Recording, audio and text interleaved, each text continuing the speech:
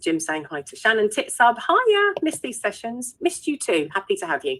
Okay, can I just go through some rules, please? These workshops are incredibly educational. Oh, thank you. We love you too. Nothing like a bit of ego massage and feeding, is there, before we start? Look, some of us do know each other because some people have been coming to these workshops for years, because it is years now. I started a few with Lamb years and years and years ago because it was very much lockdown started and we just wanted people to have somewhere to go. So we did one for Lamb every Sunday, and I started doing this every Thursday, and it did feed a lot of people through COVID and lockdowns and different things. And then I thought, oh, I'll run them down, I won't carry them on. And then people were like, no, please do carry them on. So we have. And actually sometimes I think, oh, should I carry them on? But they seem to be quite popular still, so I'll keep them going for as long as people want them. Maybe it'll be once a month or once every 2 weeks. And I also asked Poppy if she'd come along and always give her input as well, but the bitch went to America recently, so she didn't fucking come last time. She was too busy with Mickey and Minnie. And where have you been for the past 2 weeks, Deborah? This is a really depressing thing to say, but I've been well on and off, and I've had some cheer competitions. But I mean, everyone's going to switch off now, really sorry, but it also turns out I've just been diagnosed with skin cancer. So on top of having had cancer, I now have skin cancer. So I have some appointments coming up in the next few months to get part of my ear chopped off. So that's where I've been. Oh, bummer. No, it is. It's all right. It's probably a basal cell carcinoma. That's what they think it is. I knew it was when I saw it. Thanks. And it will just be a chop off. Fuck me. If you've had a proper cancer, that sounds terrible, doesn't it? But if you've had cancer that could kill you, I think it's a very different journey. So it will just be a quick chop. No, honestly, I'm fine. I've got a very positive attitude to life. I'm good. I carried on seeing 40 clients through chemo. I can do this. Like, I really can. Thank you very much. It's quite difficult to follow at the best of times, but I really don't feel I can go back to Mickey after that. I'm not going to lie, Deb. I carried cancer to Disney, apparently. But doesn't every child want to go and see Mickey and Minnie as a wish upon a star type thing as well? I think that's... No, I've showed you. So I did a reveal very quickly. I did a reveal to my children before we went away. And we were flying from Gatwick, and I fibbed. And I had said to them, because I had to say something that we were going away because they're too old. So I said, oh, we're going down to Brighton, which at one point was the truth. We were going to stay overnight for one night in Brighton and then travel from Gatwick. And when I presented them a huge big Mickey balloon with dollars taped to the hand and a big reveal that we were going to Disneyland, one of my children was very disappointed that they were not going to Brighton to see you. And I have it all captured on camera. So there you go. Anyway, I've gone on a tangent now. That's what you need. If you want to make a little boy like you, I'm not sure where this is going. I've got to be really careful right now. If you want to make a little boy like you, all you've got to do is get him to jump in the hot tub and spray with a freezing cold hose. That's it. That's it. Anyway. I need you around. You are Master Yoda. Thanks. I'm not. No, do you know what? I'll take it where I find it. I was speaking to my supervisor the other week, and we talk about the fact that there are no experts around, and there's no such thing as an expert. But very kindly, he did say to me, if he had any question on BDSM or polyamory, he considers the two people that are the biggest experts in the UK is Dr. Laurie Beth Bisbee and myself. So I felt very inflated after that. That was very kind. Right, some basic rules in this room. No flashing, don't want to see you wanking. I'm sure you've got beautiful bits. I just don't want to see them, so please keep them to yourself. Please do not comment on another person's look or what they're doing or anything else as well, unless it's Deb, for fuck's sake, that person's wanking. Then please do tell me. Please try and keep it on track. We try and answer all questions that we can see. Jerry's really good at helping me keep up with that, and often will answer too. I think everyone's got something to say on these subjects, and we're all an expert in and of ourselves. I don't charge for these. We don't charge for these. If you want to buy me a coffee, KOFI, or if you want to add to my Patreon, you are more than welcome to, but you are more than welcome just to not do so. And under both of those, I'm the kink shrink, but you don't have to. The idea is that if we do these things, anybody can reach out. Roy, you share so much that you find incredibly valuable. Thank you. Yes, anybody who feels the need to be naked, just contact me after. You might get some very strange requests now you said that. On your own head be it. But I am glowing orange. Apologies. Clearly should keep out the sun more. I am encountering more and more people though, actually, throughout the week and throughout the month who I'm talking to, who are saying that they're watching these workshops and catch up, which I find quite interesting. Yeah. How many people we've got in the room, and I haven't got the number in front of me, but I think a lot of people are, there's 43, so just under 50 people here, but I think a lot of people are watching them on YouTube and a little bit later on as well, which is nice. So that's been fed back a lot. Yeah. So everyone happy with the rules of being in here? Everyone all right with that? Yeah, brilliant. Thank you very much overall. Okay, so again, let's go back to that principle, like attachment. What does it mean? Attachment used to be really fucking trendy. Really trendy. It was, oh, you've got an attachment problem there. You've got an attachment issue there. And it was used as an excuse for everybody's behavior, for everybody's presence, for everybody's way of being. It's fundamental in all of us. We're all attached in some way, shape or form, whether we were brought up in the middle of a desert by nobody, whether we were abandoned in an orphanage, whether we were brought up in the most loving family. We have different forms of attachment because it's all actually about the care we get, whether we were got, whether we were missed. And I think we're in a bit of an epidemic of blaming parents for being so shit. And I can tell you now, I can be a good parent and I can be a shit parent. And I think one of the things we need to start doing is we might have had a really bad upbringing. We're still responsible for how we act and what we do. There isn't an excuse. You can't say, I'm sorry, I was a cunt. I've got bad attachment issues. I'm sorry. That just doesn't wash anymore. I'm really sorry. I've got attachment issues. I'm seeing someone. I'm getting it sorted. I'm really working on it. And I don't want to hurt you in the process is a much better approach as to how we come along and what we do. Because we depend on human beings. As human beings, we depend on other human beings to survive. We're one of the only groups of species that do. There are others. Of course there are. However, many species can get up, can walk, can run, can feed, can eat, and can do all sorts of stuff. We are so utterly dependent. So that makes it difficult. And we're born with feelings. We're born straight away. We're not born with any cognition. Behavior comes a little bit later, cognition comes last. We are born with feelings. So we are emotional bundles that are programmed to bond to survive, and we need others to do that. So how those people that we rely on to survive relate to us means and forms our attachment patterns. Do you want to say any more about that, Poppy? Don't think so. Keep going. All right, then, fuck you. Right, so those things are really important. So cognition comes a lot later. So the thing is, what people have to realize is when John Bowlby, Jesus Christ, when John Bowlby, it's a new name, Jolby, let's go. When Jolby turned around and talked about attachment patterns, he couldn't quite prove it. He wasn't quite sure in what he was saying. And he met Melanie Ainsworth, who decided to do these set of experiments, and they did the stranger experiment. And what they're basically saying is that if you have, like, depending on who you are, the relationship between infants and your primary caretaker is responsible for a shit ton of things. Whether you can manage emotions, what your tolerance is like, how you can be intimate, be that physically, emotionally. I was talking to a client the other day, and actually she has a tendency to be very physical with human beings. By the way, if I mention anyone, I have full permission to talk about them. I don't do that without consent, just so you know. And actually what I realized as she was talking, and I said to her, shit, I've just realized for the first time that you use physical intimacy as an avoidance mechanism for emotional intimacy. And it really shocked her because she didn't realize either. And so sometimes we do that. So our emotional intimacy can be different from our physical intimacy. And how do we maintain balance? How do we manage when things go okay? How do we manage when we're alone? How do we manage with others? So Bowlby and Ainsworth stated that attachment is responsible for shaping most of your future relationships. Let's go with all rather than most. That it impacts our ability to focus, to balance, to find out who we are. And that actually, if you have a successful or secure enough attachment, now a lot of people talk about mums, bollocks, fucking hell, your gender doesn't matter.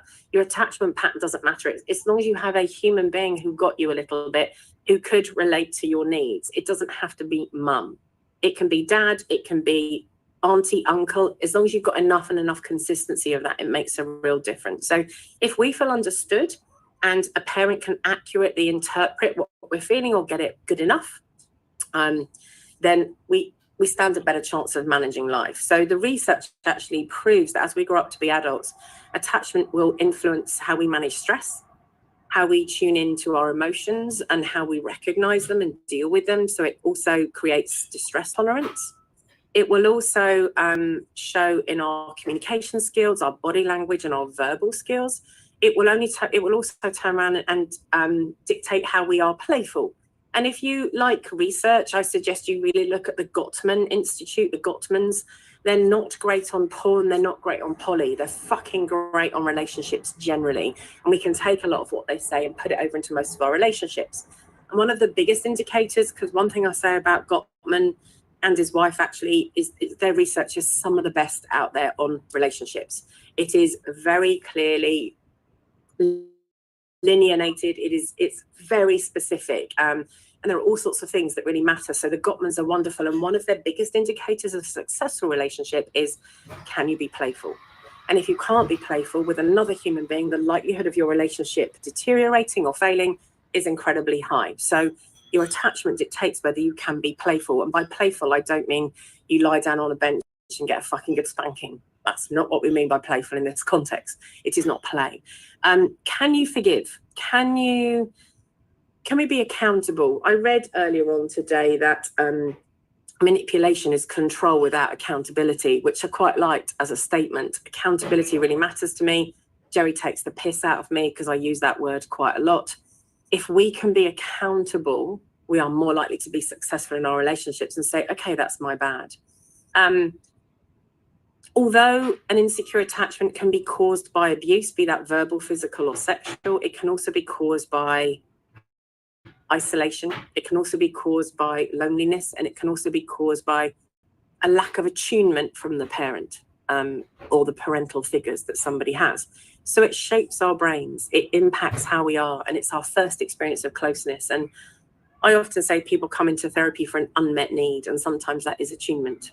One of my last clients has many personalities, many aspects to her, and I met a new one today that near enough nobody's ever seen, and it's hard work and in the most beautiful way. And I love being with this human being and all the aspects of her, because she just needs to be heard. So the lack of attunement and the awful things that happened to her have created these personalities, and what she needs is attachment for all of them, because sometimes even when she's doing something, some of them get left out. So we need to have a look at that.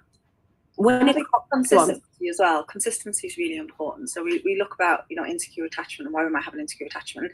The reason for that can be loads of things, mental health difficulties in the home, breakdown in relationships, whatever it is. And it's about consistency. And I think we're probably going to talk, and I know Debs is going to talk more about relationships, but I think it's really important to understand that attachment style tells us a lot about our relationship with ourselves as well. Yeah. What we need, what we want, who we that will be in the healing bit as well. But I'm getting ahead of ourselves. You're not. You're so right. It's so important. But I think we talk about this ability to be able to balance emotions and find comfort and manage stress and all these things that ultimately secure attachments do. Because I find workshops like this not the easiest to co-deliver with, Debs, because they're very science heavy. They're very references and that kind of thing, and that for personally is my kind of Achilles heel. But I think ultimately it is about recognizing that real relationship between attachment styles and then the production of oxytocin and the why. I think there's lots of whys going on that underpin attachment theory as well, which if you don't understand that, it's really, really important.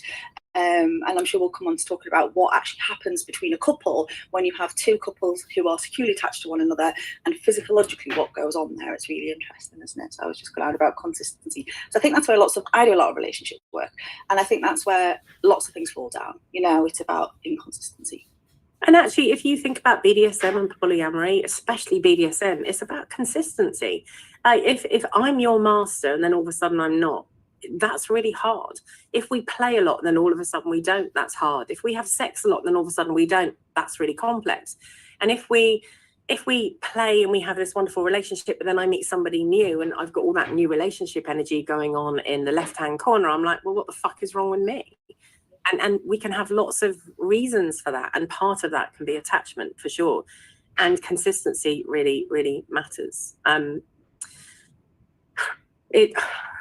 We've all got our own patterns. I would really suggest, and I'm going to come on to this in a bit anyway, is that go and find out what your attachment pattern is. Take any fucking test online. Some are a bit more commercial, some are a bit more scientifically based. Find something. The good thing about attachment is it can be undone. It doesn't you can actually make sure that you can undo some of the damage that's done. We can undo some of the damage that's done. I want to really have a go at one of the fallacies that exists. And that is that if you somehow don't manage and you're not well, that you shouldn't have a relationship. That's a heap of shit. Look, there are attachment patterns that will definitely struggle a little more when they get into a relationship. However, so much healing gets done in a relationship as well, especially someone can balance and love, but it can take a lot of work from the other human being, and it's whether somebody wants to do that. None of us are owed relationship. None of us are owed healing. We have to go out and get it and create it, and that starts with you and yourself. So the good, the bad, and the ugly of emotions is difficult, and it's complex to be able to ride. I have a massive piece on loads and loads of DBT, dialectical behavioral therapy techniques. I think there are 60 to 70 on there that you can use already written on FetLife, High Blue. So it's really important that you understand yourself first of all, and I certainly will come on to that. It impacts your nervous system. And so like Poppy was just talking about some of the chemicals, and some of these chemicals are really important, and they're hormones. And we can say lots and lots about hormones, but the thing that works in our brain is when we get the good hormones and it makes us feel connected and attached and we're secure, we develop lots of these lovely feelings and lots of these lovely hormones, of which oxytocin is really important. It plays a really important part in trust as well. But if you don't know how to create those because you've never had it, that's really difficult. They reckon around 50% of the population in the world have quite a secure attachment. They reckon that 50% do not. And I think it's really interesting, and that 50% is broken down, and I know you'll be going there in terms of, ambivalent and avoidant, all the other different attachment styles, of which I probably forget half of them. But, that other 50% is broken up. And I think one of the real interesting things is attachment styles that come together in a relationship, because everybody assumes that, I guess, the ideal relationship is when a secure attachment marries with a secure attachment, and I obviously don't mean marries and a ring on a finger, but that is kind of portrayed as the gold standard of relationship, and I don't necessarily think it is. I think when you do further reading and you look at things, there's some great stuff out there about what different attachment styles and patterns can bring to relationships. And in actual fact, if you're someone who has an avoidant attachment style, and you or in that first relationship with someone who is securely attached, what that looks like. And also there's lots of evidence about when you make a determination about whether a relationship's for you as well. And if you're with somebody who is a little bit more avoidant or is in actual fact very secure in their attachment, it perhaps is worth waiting and seeing. If we're very quick to, it's like how we buy a house, we quite often buy into a partner in the same way. And I think attachment styles can have a huge big impact in terms of lots of things, and if you have two secure people together, great, but that's not always the best mix. I think is really interesting. And if you don't fully understand what you're bringing to the table in terms of your attachment style, then it's really difficult to know how that might marry together. Does that make sense? Yeah, so you can actually do someone else good and someone else can do you good, regardless of your style of attachment and what the theories are around that. So what does a secure attachment bond mean? Well, we have a secure attachment with ourselves and with others. We know what we want. We know what we need. We don't always know that perfectly, but we know how to give and we know how to take. We've got some idea. Your security and insecurity might be influenced by another person temporarily or for a while. However, overall, you'll recover and you'll be okay. So it's easier if you're securely attached to balance your emotions, to work out what it is that you want, to ask for what you want, to state what is and isn't okay. And you manage stress fairly well as well. However, that said, people still come into therapy with secure attachment bonds for lots of other reasons. I really want to say before we go on to the other types, and I think Poppy said something already that's similar, is that, when you have a parent as well that maybe has a physical or an emotional or a mental disability or is neurodivergent, then it might impact the attachment style that they can give you, because we may or may not be limited in what we can and can't give. Plus their attachment pattern that's created over the generations will impact how they then attach with you, because you've got thousands and thousands and thousands of years thousands of years of epigenetics, of genetics, of influence coming all the way through, telling you how life is and what you need to do. It isn't just your own culture with a small c, it's your culture with a big C, it's your history, and it's your culture with a small c. That's your family, your friends, and how things are. So if you have neurodivergence, if you have some kind of health problem, how present can you be? If you have, like, I would argue actually when my daughters were born, I've got 4 daughters. When my last daughter was born, she was born dying. I ended up in a hospital with her for 8 months. Without a doubt, that impacted what was happening for my other kids. Without a doubt, at quite a young age. However, that attachment pattern is probably formed within the first year of life. It's still there later and it still has an influence, but it's all about earlier. So Grace says the test said disorganized attachment, but I recognize that I have a mix of disorganized and fearful avoidant. Well, actually, disorganized would argue that it is a mixture overall. It depends which, fuck me, you try looking at anything. There are not just 3 to 4 attachment patterns anymore. There are 30 to 40, 50, 60. There are always a bunch of figures that goes up with these things, but they all fall within the basics, really, in some way, shape, or form. So, okay, so if you are insecure, anxious, or avoidant attachments, all of those have a different impact. They are kind of what they say they are. They're about distancing yourself maybe from somebody. They might be about disassociating yourself or from somebody on all sorts of levels and platforms. The world, maybe the world doesn't feel right, maybe the world feels aliens. Totally doing an attachment style quiz in the background. SWAT, good boy. I'm being facetious because I know who that is. So should I tell them what his style is now? They might be related. Not that way. So it's well, hopefully not. So it's really hard if we don't know who we are, how can we work out what we need? If we don't understand what we are, how can we then ask for what we want in order to help? So parental style, if you're aligned with your child, this is what Bowlby and Ainsworth said in the first place. If you're aligned with your child, if you're in tune with your child's emotions on some levels, you are then able to create meaningful relationships. You're empathic or empathetic, and you can set boundaries. Now, I'm going to argue that even if you are securely attached, not everybody does set boundaries particularly well. But overall, you're more likely to be able to do that. Okay, so let's go through what Bowlby and Ainsworth said first of all, and then we're going to come on to different people and do different things in a minute as well. So an avoidant attachment style.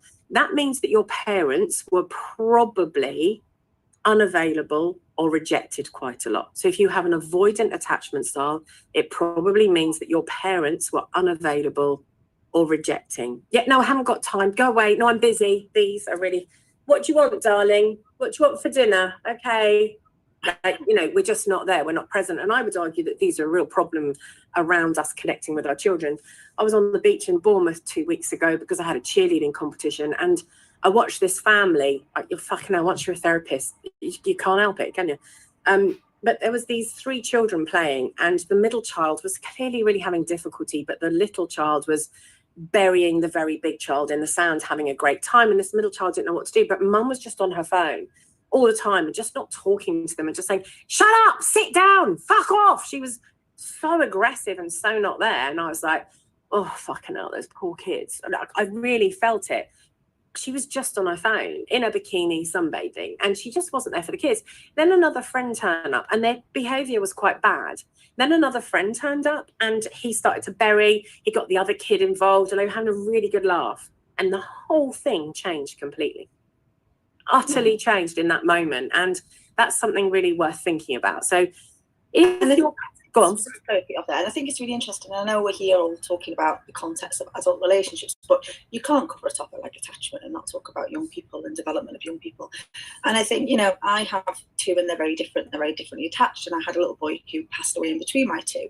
And, we are avoidant for lots of different reasons. I think mobile phones are a good example, but, grief, mental health, illness, all sorts of things impact. One of the things I will say is more and more and more I talk to people, and people don't realise that early attachment services do exist. So, you know, if we are ever coming across people, and I get it's not the bread and butter of why we're here, we're all here to talk about, you know, our bits and BDSM and TPE and how we apply what we know about attachment to really fun grown-up relationships.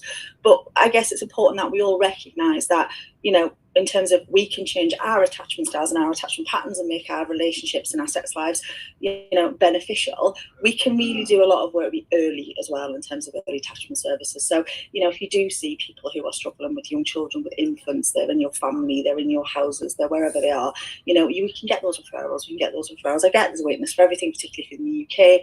But I guess I'm just going to get on my soapbox about that for a couple of minutes because I'm really passionate about it.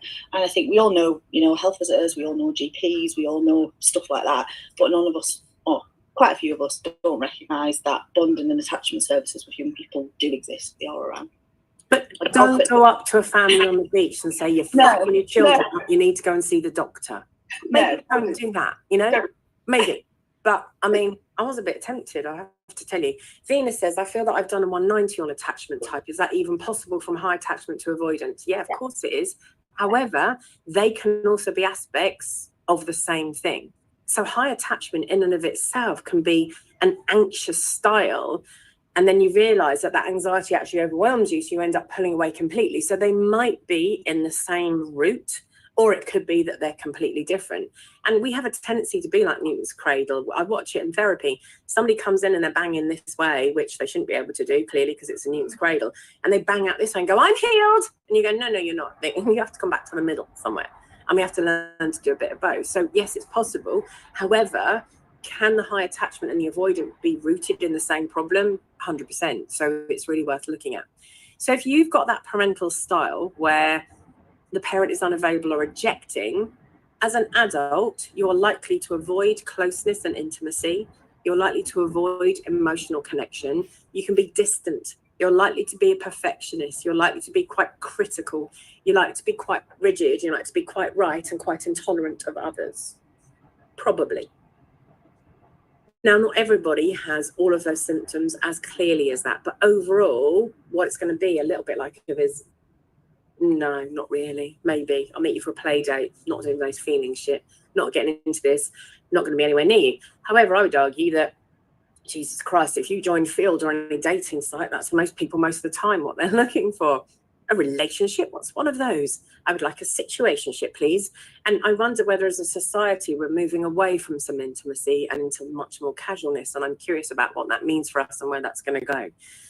If you have an ambivalent attachment style, the parental communication in the style is either inconsistent and or intrusive.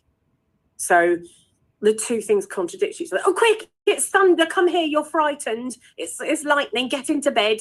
I know what you need, or put your bib on. I don't care that you're 22. Actually, they're only really one at the time. You know, you need to make sure, because you might spill everything everywhere, but then they don't give a shit when you do spill anything. So you're not quite sure where you stand with this person. You're likely to meerkat quite a lot and go, am I okay? Like, what's happening? Are they here? Aren't they? And then you as a child are very torn between, oh, I need to be a parent. Oh, no, I don't. I need to parent myself. Oh, do I? Oh, no, they're here. What's my job? Am I a child? Am I an adult? Am I a parent? I don't know who the fuck I am. What do I have to do here? Shit. Fuck, piss bollocks. I mean, hopefully you're not swearing that much when you're 2, but you might be, because everything is inconsistent, which means as a person, you are going to be anxious. You're going to be like, oh, I don't know. But then I might go, no, you've got to do that, because I'm going to be controlling as a response to that, because that's what I was shown is you. It's not me, it's you. Oh, I don't know though, is it me? And then you could be quite erratic, quite intrusive, the same as the parent was, pull away, the same as the parent was. And that's really hard, because actually you end up in a push me, pull me. And often that sort of attachment style can be confused with emotionally unstable personality disorder, especially if the person has had a lot of trauma. That could be either or, it could be both. It could be that the attachment and the parenting creates the attachment style, which also creates some kind of personality disorder, which can also happen. Also, it's interesting to note that if somebody has an ambivalent attachment style, they can often be quite sly, quite charming, bringing people into their beautiful web because they really want to connect. So that's the push me, pull me. Come in, said the spider to the fly. Oh, fuck, go away. No, oh no, don't, come here. I'll keep you close. It'll be wonderful. See, it's quite hard to breathe. Blue, I'm sorry that it resonated hard with you, and happy that you understand that resonation as well, if that makes sense. If you have a disorganized attachment style, your parents probably fucking absent. Even if they're there, they're on their phones. We didn't have phones when I was growing up, but they're always busy. They're not there. Their behavior was probably frightening, quite traumatizing, quite difficult, quite complex, abusive potentially, either by default or by choice or by absence and ignorance. So you've also got to remember that, look, you're not responsible for the hand of cards you're dealt, but fuck me, you're responsible for how you play them. You are. We've got to learn that just because that happened to us, we still have responsibility on how we play and what we do as well. So it's really hard. And then when we are disorganized, we're likely ourselves to be quite chaotic. We're likely to be insensitive to other people's needs sometimes, and whatever. We can be abusive because we're very untrusting, because we're really scared, because deep down what we want is a beautiful security. And we're all craving an attachment that's secure and wonderful, but we all do things to sabotage and ruin it a lot of the time if we're any of these. One that isn't spoken about quite a lot is reactive attachment style. A lot of people don't talk about this one anymore. This is when parents are fucking useless, right? We're all useless in a lot of ways, but this is a consistent uselessness.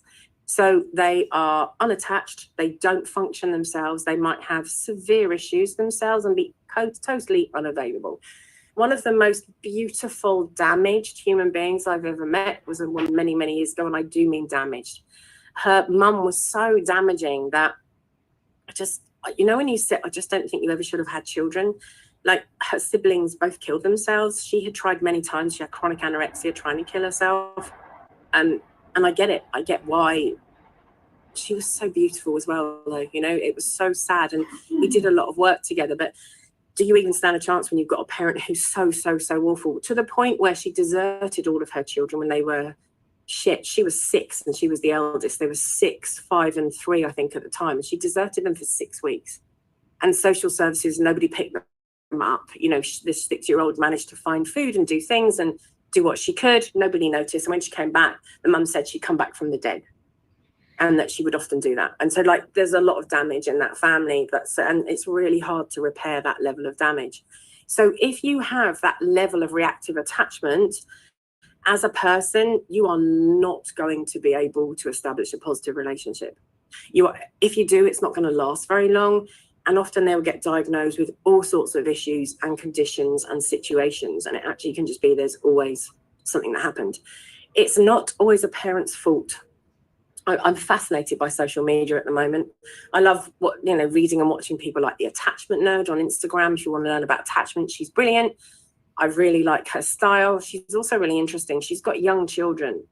I want to see if what she says carries on and how she manages when they're teenagers, when they're 20, and whether these things actually carried on, because it's very easy to say a lot of these things. It's fucking hard to do.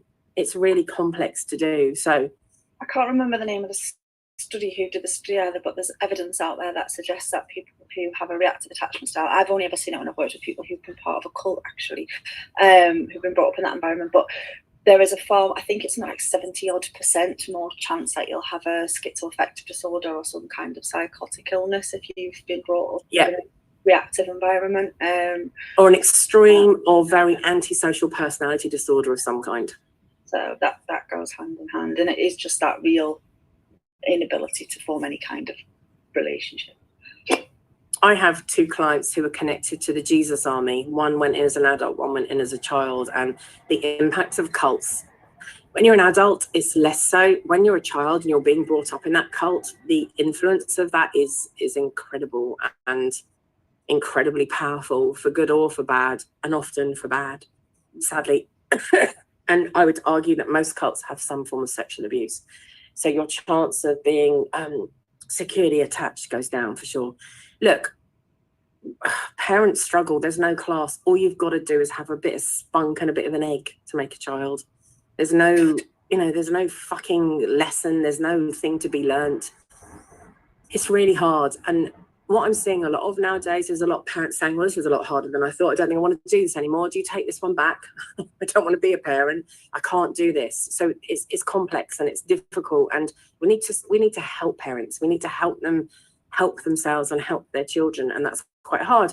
And also what you've got to remember is these sort of parental types and these attachment bonds also vary according to what culture you come from, what your ethnicity is, what socioeconomic group you belong to, what's the population like here, what is the religion, what happens here, because every one of those groups has different rules on how people are brought up. So when you meet somebody and you think, oh, they're a certain way because they've been brought up in a different country, yeah, they are, because they've been brought up differently to you. But so can Maggie from up the road, because you had a very different life to each other. It depends. John says that push-pull resonates from past relationships. Yeah, it really can. And if you get that push-pull in a lot of relationships, it's also really worth wondering, is there a personality disorder here? This is when it gets very extreme. And then you're looking at something what used to be called borderline or emotionally unstable, because there's a lot of push me, pull me with those. However, there can be push me, pull me with neurodivergency as well, because I'm in, I'm out. I am somebody who is really excited about things and talks too fast and goes on. You can absolutely argue ADHD. And then other times I'm like, thank you very much. So it's my daughter's 30th on Saturday. I will turn up because it's the right thing to do. And I want to go, and I will stay for an hour and I will disappear again. And I'm driving 2 hours to stay for that hour and 2 hours home again. I hate parties. I hate being with a large group of people unless I have a job. If I have a job, I can go into a party and I can do things. If I don't have a job, I don't function very well in those environments, and I don't want to. So it's no skin off my nose. It doesn't matter. It doesn't impact me. If it impacted me, I would do something about it. So John said, in this case, she has severe PTSD. Yes, I really understand that. So let's have a look at faults for attachment. Physical neglect. What does physical neglect look like? Nutrition. You're not feeding your child, or we're just feeding our children sugar or really bad things. We're not helping our children move and get enough exercise and not looking after them. It might be neglect of medical issues, that they're not well or not okay. It might be physical neglect when it comes to, we're not changing the nappy, we're not looking after them. Debs, you end up doing therapy at parties every single time. And on trains. It's quite exciting, really. No, I don't. I really try and switch off sometimes. I just avoid parties. That's the point.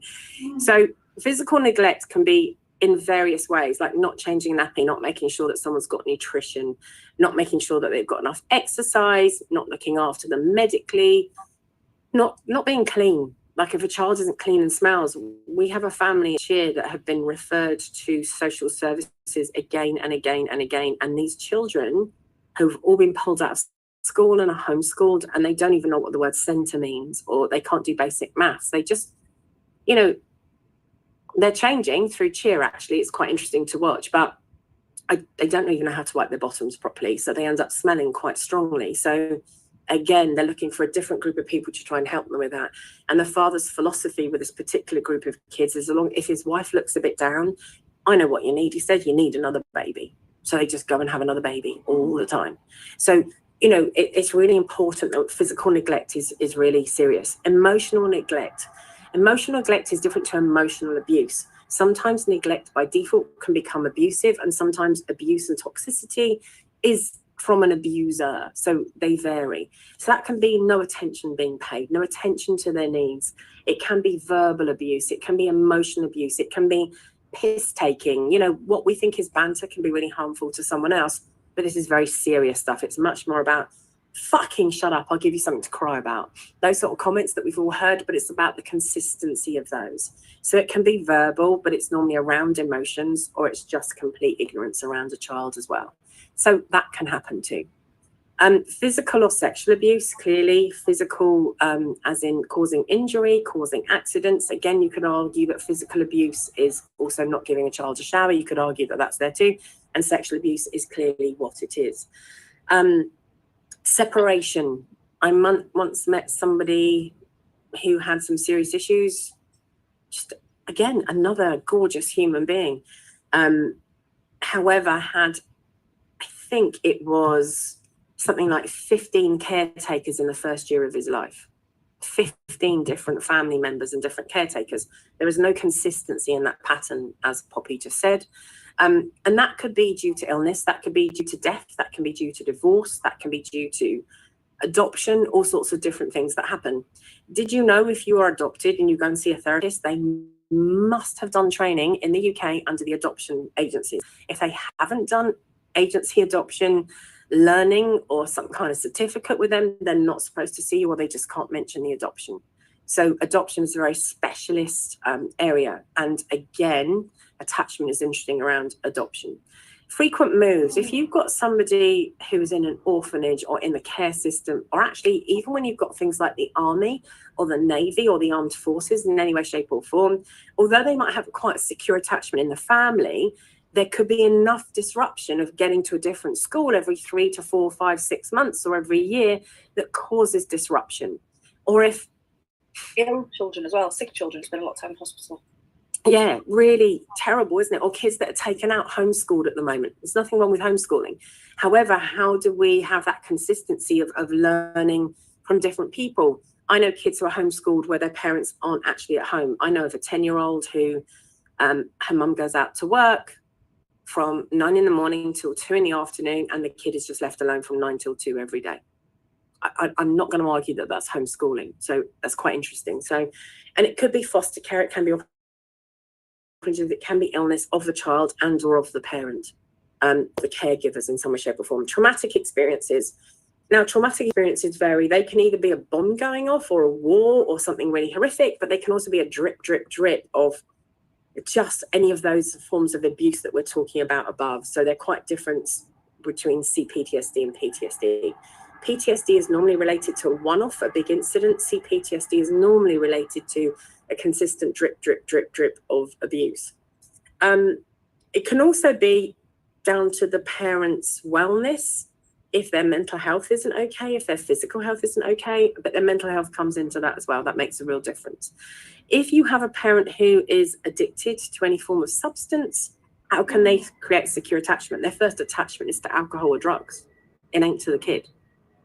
And, I've met many a kid who said, oh, yeah, no, I have to get my mum out of the bath every day, or she was never around, or I made my own food because she was always drunk or passed out, or he was, or they were. The gender, again, is irrelevant.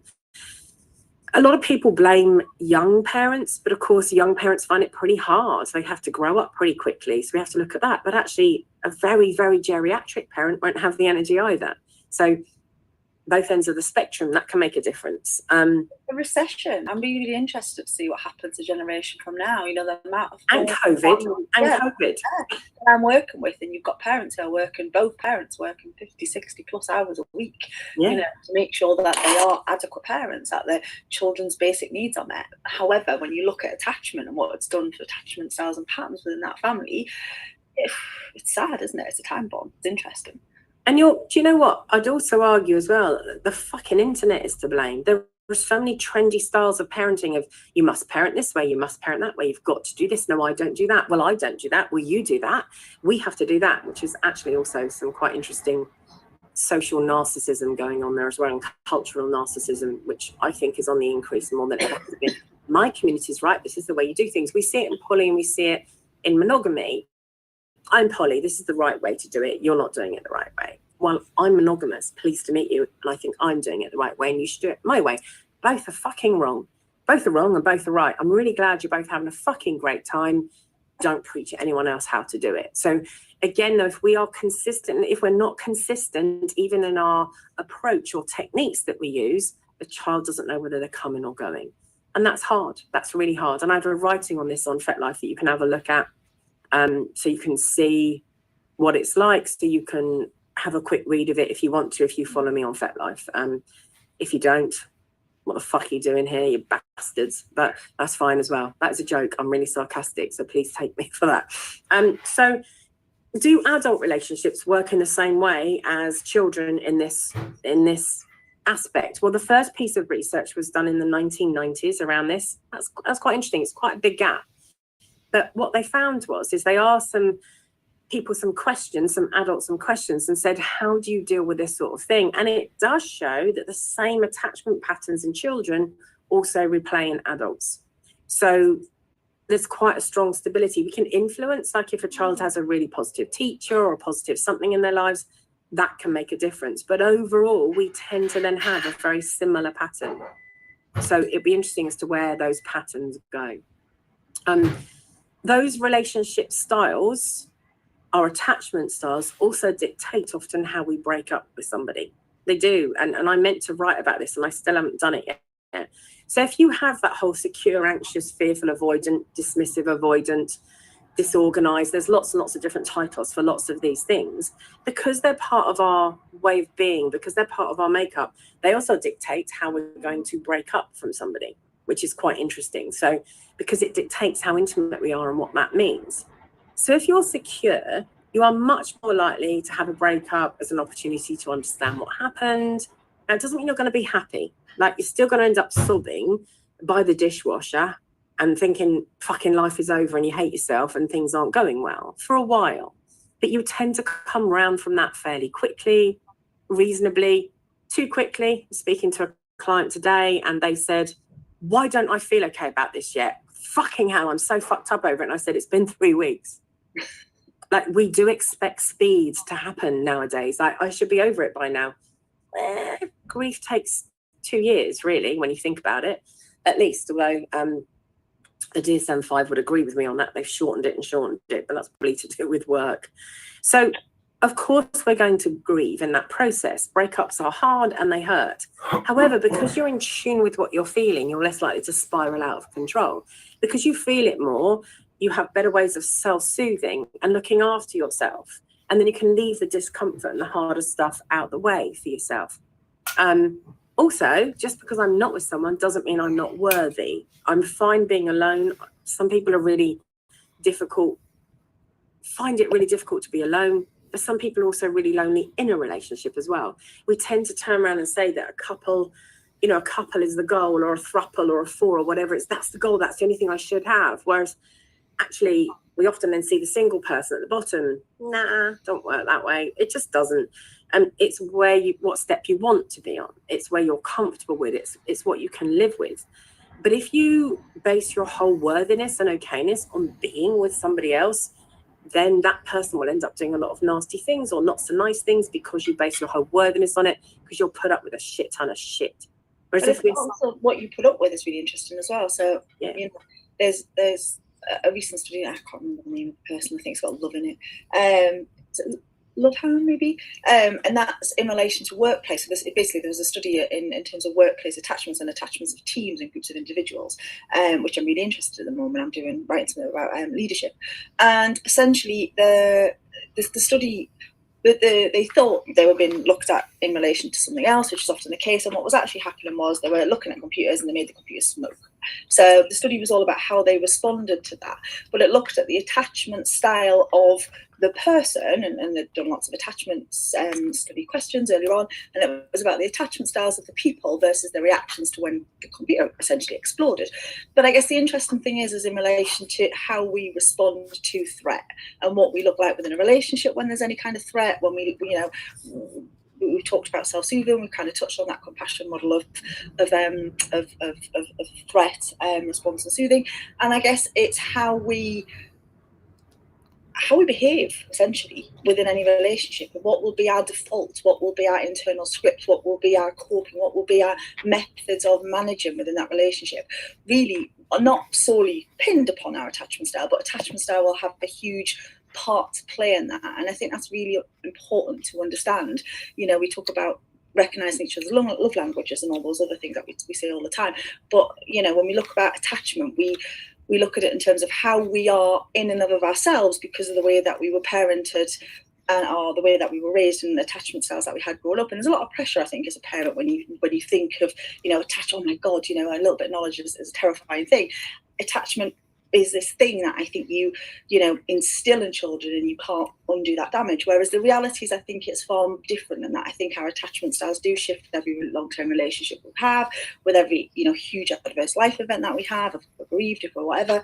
But also, I think within the context of a relationship, how we relate to one another has a lot to do with attachment. So I guess what I'm saying is it's not just a solo endeavour. It's not just an attachment style of which you were gifted from your parents and this is who you are forevermore. It is about how do you bring human beings together in the context of relationships, no matter who you're bringing together, and what the way that you are attaching onto one another brings into the relationship in a whole. And it's so much to do with your own sense of yourself. Yeah. How am I? What does this mean? Am I desirable? I like myself. I'm okay. And that's quite difficult because also when you are going to have a breakup, if you're securely attached, you're likely to have some really good friendships, which will help you get through it. But you might not if you're insecurely attached, because it's really difficult to develop relationships. So when you're an anxious relationship-based person or attachment-based person, you can often get overly attached to somebody in a relationship. I'm not sure if I'll get reassurance, therefore I'm going to really this thing is really important to me. I've really got to make sure that we're okay. We are okay, aren't we? And often somebody who's has an anxious attachment pattern will be the one that is hurt the most when the breakup happens. My life's over. I'm not good enough. I knew this was going to happen. I predicted it. And actually some of your actions and issues will make sure that it does happen because it's what you expected. So you a week have a collar. You see that so much, don't you? Yeah. We moved in together after 2 days and they collared me, and don't fucking tell me I'll be fine. We're the happiest people on the planet. Okay. I remember a couple of years ago, actually it was before COVID. COVID didn't happen. It was like a Marvel blip. So it was a couple of years ago, but it wasn't. It was just before. I saw this incredibly beautiful young woman start to go out with somebody that I knew was particularly dangerous and not very nice. And I went against everything I'm supposed to do. And I wrote to her and I said, I just want to let you know that your partner is somebody I would avoid. And she said, fuck off, you fat, ugly, jealous cunt. I was like, okay, I hear you. All right, no worries. I wish you well. Please don't block or delete me. If I will be here for you if and when. I've already said you're just fucking jealous because you're old and fat. Okay, thank you very much. And, watched their relationship happen, didn't block her either. And then, of course, he was all those things. And when they broke up, she did come back to me and say, I'm really fucking sorry. I wish I'd listened to you. But we don't, do we? Because we don't know if somebody has malicious intent. We don't know. We also think we know better. And especially if we're quite anxious, we're so glad to have somebody that we feel really like, oh my God, this is everything. You can see it when someone love bombs you. We think that's just narcissist. Actually, when we have a very insecure attachment, we can love bomb. It's not just somebody who's a narcissist. It's somebody who's, oh my God, you're everything I've ever wanted. You're so amazing. You're going to make me okay. This is wonderful. I love you. Let's go. So it's not always a narcissist, and we overuse that fucking word narcissist all the time. I'm sorry, but all the people you think are narcissists are not. They might have narcissistic traits. They might have narcissistic tendencies, which, by the way, we all have, but they're not all fucking narcissists. They might have an insecure attachment style. They might use love bombing. It might be that they were taught love bombing because that's the way to get someone. And let's be serious, it can work really well. When you feel insecure yourself, if you meet somebody else who's anxious or insecure and you both love bomb each other, boom, off you go, like happy as Larry, but not really. Tits up, massively agree with evolving, changing attachment styles. Cool, that's good. Blue, and the love bombing hits hard. Of course it does, but it only hits hard if you have a crack. That isn't some weird reference to anything sexual. So if you have a tiny fissure or crack in your own attachment style, the love bombing does hit hard. If you are very secure in your attachment style, you stand back and go, that's a bit excessive. What are you doing? Why are you doing that? Can you see that this isn't right? By the way, you didn't answer that question. You're avoiding what I'm asking. Why are you saying that to me? This is all a bit nuts. Can you just wait? And this is I'm overwhelmed by this. It's often what somebody with quite a secure attachment pattern will say, but also somebody with an avoidant attachment pattern might say as well. I've done that thinking I was doing the right thing, but they turned on me too and blocked me. Of course people do. That's okay. It's a risk I'm willing to take and I'll keep taking it. Cinders, love bombing irks me when it happens on day 2 of chatting. I'm out of there when that happens, which it dictates that you're attachment pattern, even if it wasn't, is becoming more secure or is more secure. Who knows? After they split up, became best friends again, says Roy. Oh, God. But then you're tolerant and kind. Blue, no, that's totally fair. There is definitely a crack. And it can be a very thin hairline crack that, of course, once water gets in, it causes more damage. I don't seem to be able to download your 3 flower petal diagrams of attachment profiles from FET. Could you make them available to us somehow? Can you take a photo? You can do it that way. I'm not sure how else I could do it. I've got the book somewhere. There's also a reference to the book, and it's available on Amazon. It's a fucking good book. It's all about primary school children in with their attachment patterns. Could you take a screenshot? Try that. If it's not clear enough, let me know. I can always redo them. Thank you, King Trick. Very insightful. Very welcome. Smiles. Thank you. I try to be. And Mark says, okay, I'll do that. So if you have someone who has an anxious attachment, we often feel we're not good enough for the relationship in the first place. We often feel insecure, vulnerable. And then that leads to a self-fulfilling prophecy. I'll always say to everybody, be careful what you wish for, be careful what you create. Look, I do not believe in manifestation. I do not believe if I pray to win the lottery that I'm going to win it. I've tried that thousands of times and it doesn't work. It's just created a gambling habit. Clearly, I'm not serious. But, so however, I do believe that how you wake up and what you say to yourself, how you present yourself to other people is really important. And having your boundaries and your preferences is really important too. What you will tolerate dictates a lot about what's going to happen. Because if you say one thing and do another, that doesn't help. And if you're anxious in this system, then you're really going to struggle. You're going to have a really bad breakup, really deep emotional turmoil, hurt. I just don't feel good, and often don't have the resources in terms of friendships or techniques. You haven't been shown the way as a child, so that's really hard. So how do you get it? And then that's often when somebody will go back to an ex. Sorry, Poppy? There's the communication skills as well. I think often when you have anxious attachment, you don't necessarily have the skills to be able to communicate what it is that you want. I think for me, one piece of work that's really important to do if you identify as being anxiously attached is about being able to advocate for yourself, about being able to find that voice, about being able to communicate. I was talking about this earlier on, the perils of, you'll have people who one party believes they're in a relationship and the other party believes they're not in a relationship, they're in a situationship. And it's like very, very fundamental first date conversations. And, you have someone who's really quite anxiously attached and they're just not able to communicate effectively. Because they don't know what they want and they don't know what's going on underneath all of this. And that's one of the really important things to look at. Often when people come into therapy, this is the problem. But what they don't realize is that this was created by this. And you come into therapy and you get this fixed. And then another fucking one grows because you're not getting this fixed. And if you have an anxious attachment, you need to look at what's going on, what's happening under here, what's the deep underlying issue that makes you feel the way that you do, so we can work on that. Not just the fact that maybe you've got anorexia or bad communication skills or whatever it is that you do have. I'm just saying words that they don't, I'm not picking on anyone, or do they mean anything. So that's really important too. We have to recognize that. And I'm a therapist that tends to work on this. I would definitely work on this, but this is my favorite method of work as such. Cinder says, my attachment style is much more secure these days. I think that's why I now scare off the idiots as I pick apart their weak arguments. I had one Dom recently ignore my consent and send on selfies. He won't speak to me now as I grilled him hard about his choices and actions. Yeah. And when we question somebody who doesn't want to be questioned, of course it's going to create issues, but that's not such a bad thing. There's nothing wrong with questioning somebody who's supposedly in a position of authority and power. And I think if they're a decent dominant, they'll turn and say, right, and have a conversation with you. The same as if they're a decent submissive. They're going to say, right, and have a conversation with you, rather than, don't want to talk about it, not now, can't do this, I knew you'd be like this, all the stonewalling, all the different techniques that we use and we do. And that's difficult.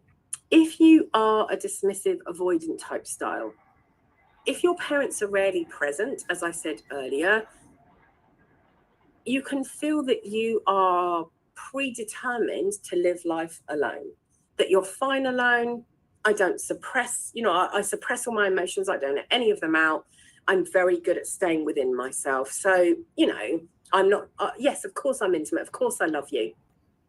Yeah, but what does that mean? Can I show you? I love you. What more do you want? Like, it's like, quite a lot extra. I don't know. And these tend to go into dismissive or fearful. So and there can be slightly different aspects of those. So high self-esteem, often if you're a dismissive avoidant, but a very low opinion of others. So if you like things like transactional analysis, that would be an argument of I'm okay, you're not okay. That's what that means. So I'm here and you're here. So I don't feel anything after a breakup. I was better than you anyway. I'm fine. Mark FetLife doesn't allow you to save pictures locally. That's just the way the site is set up. I've done screenshots and uploaded them. Oh, thanks, Jerry. Jerry. Ain't I a hero? Agreed. He was a new Dom, but refused to talk to me. He tried the old passive-aggressive tactics too. Sorry. What did it for me, though, was when he Googled the answers to my videos and questions and copied and pasted them all. I mean, 10 out of 10 for trying. Innovative. Yeah. Yeah. I mean, I'm not sure, you know, if you have the right tools for essays and you do plagiarism count, that might not go too well, but, you know, you never know.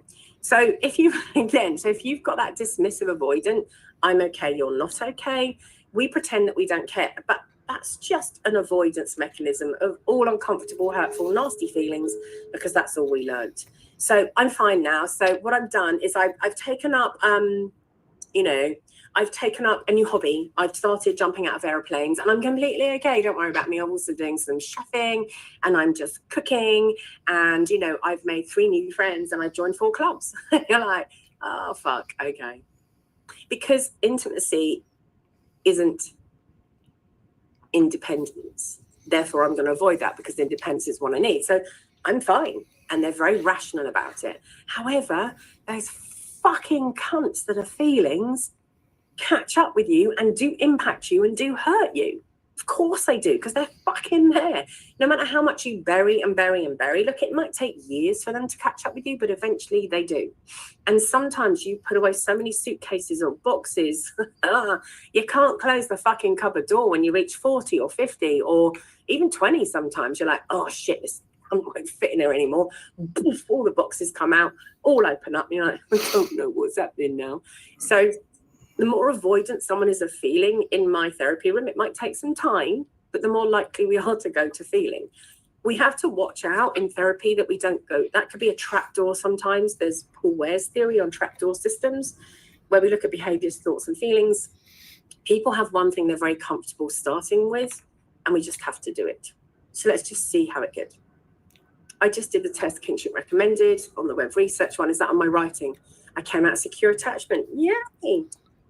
Those fucking cunts that are feelings. Epic words. Yeah. Look, I avoided feelings for a really long time in my life. I would argue that I was quite avoidant in my own way, and my children taught me not to be. So I definitely healed in relationship, and therapy really helped me on that as well. I've had a lot of therapy over the years, and I practice what I preach, and it's been really helpful. So it's difficult. If you're fearful avoidant, that's very different. That is, I'm fucking terrified of being intimate with you. So we're very good at suppressing our feelings, but not as good as those dismissive twits around the corner. We're all twits in this. So, I'm not going to get close. You know, I'm fine alone. I don't need that sort of intimacy stuff. You know, different. I don't need it. Yeah. So it's really difficult. So, and that can be difficult, but such a fear of being connected, but desperate to have it, that they run from it. They really want it. But it's really difficult. So John said, was recently with an avoidant type, we totally clashed in our communication styles. But sometimes they can actually complement each other as well. This is what Poppy was saying earlier.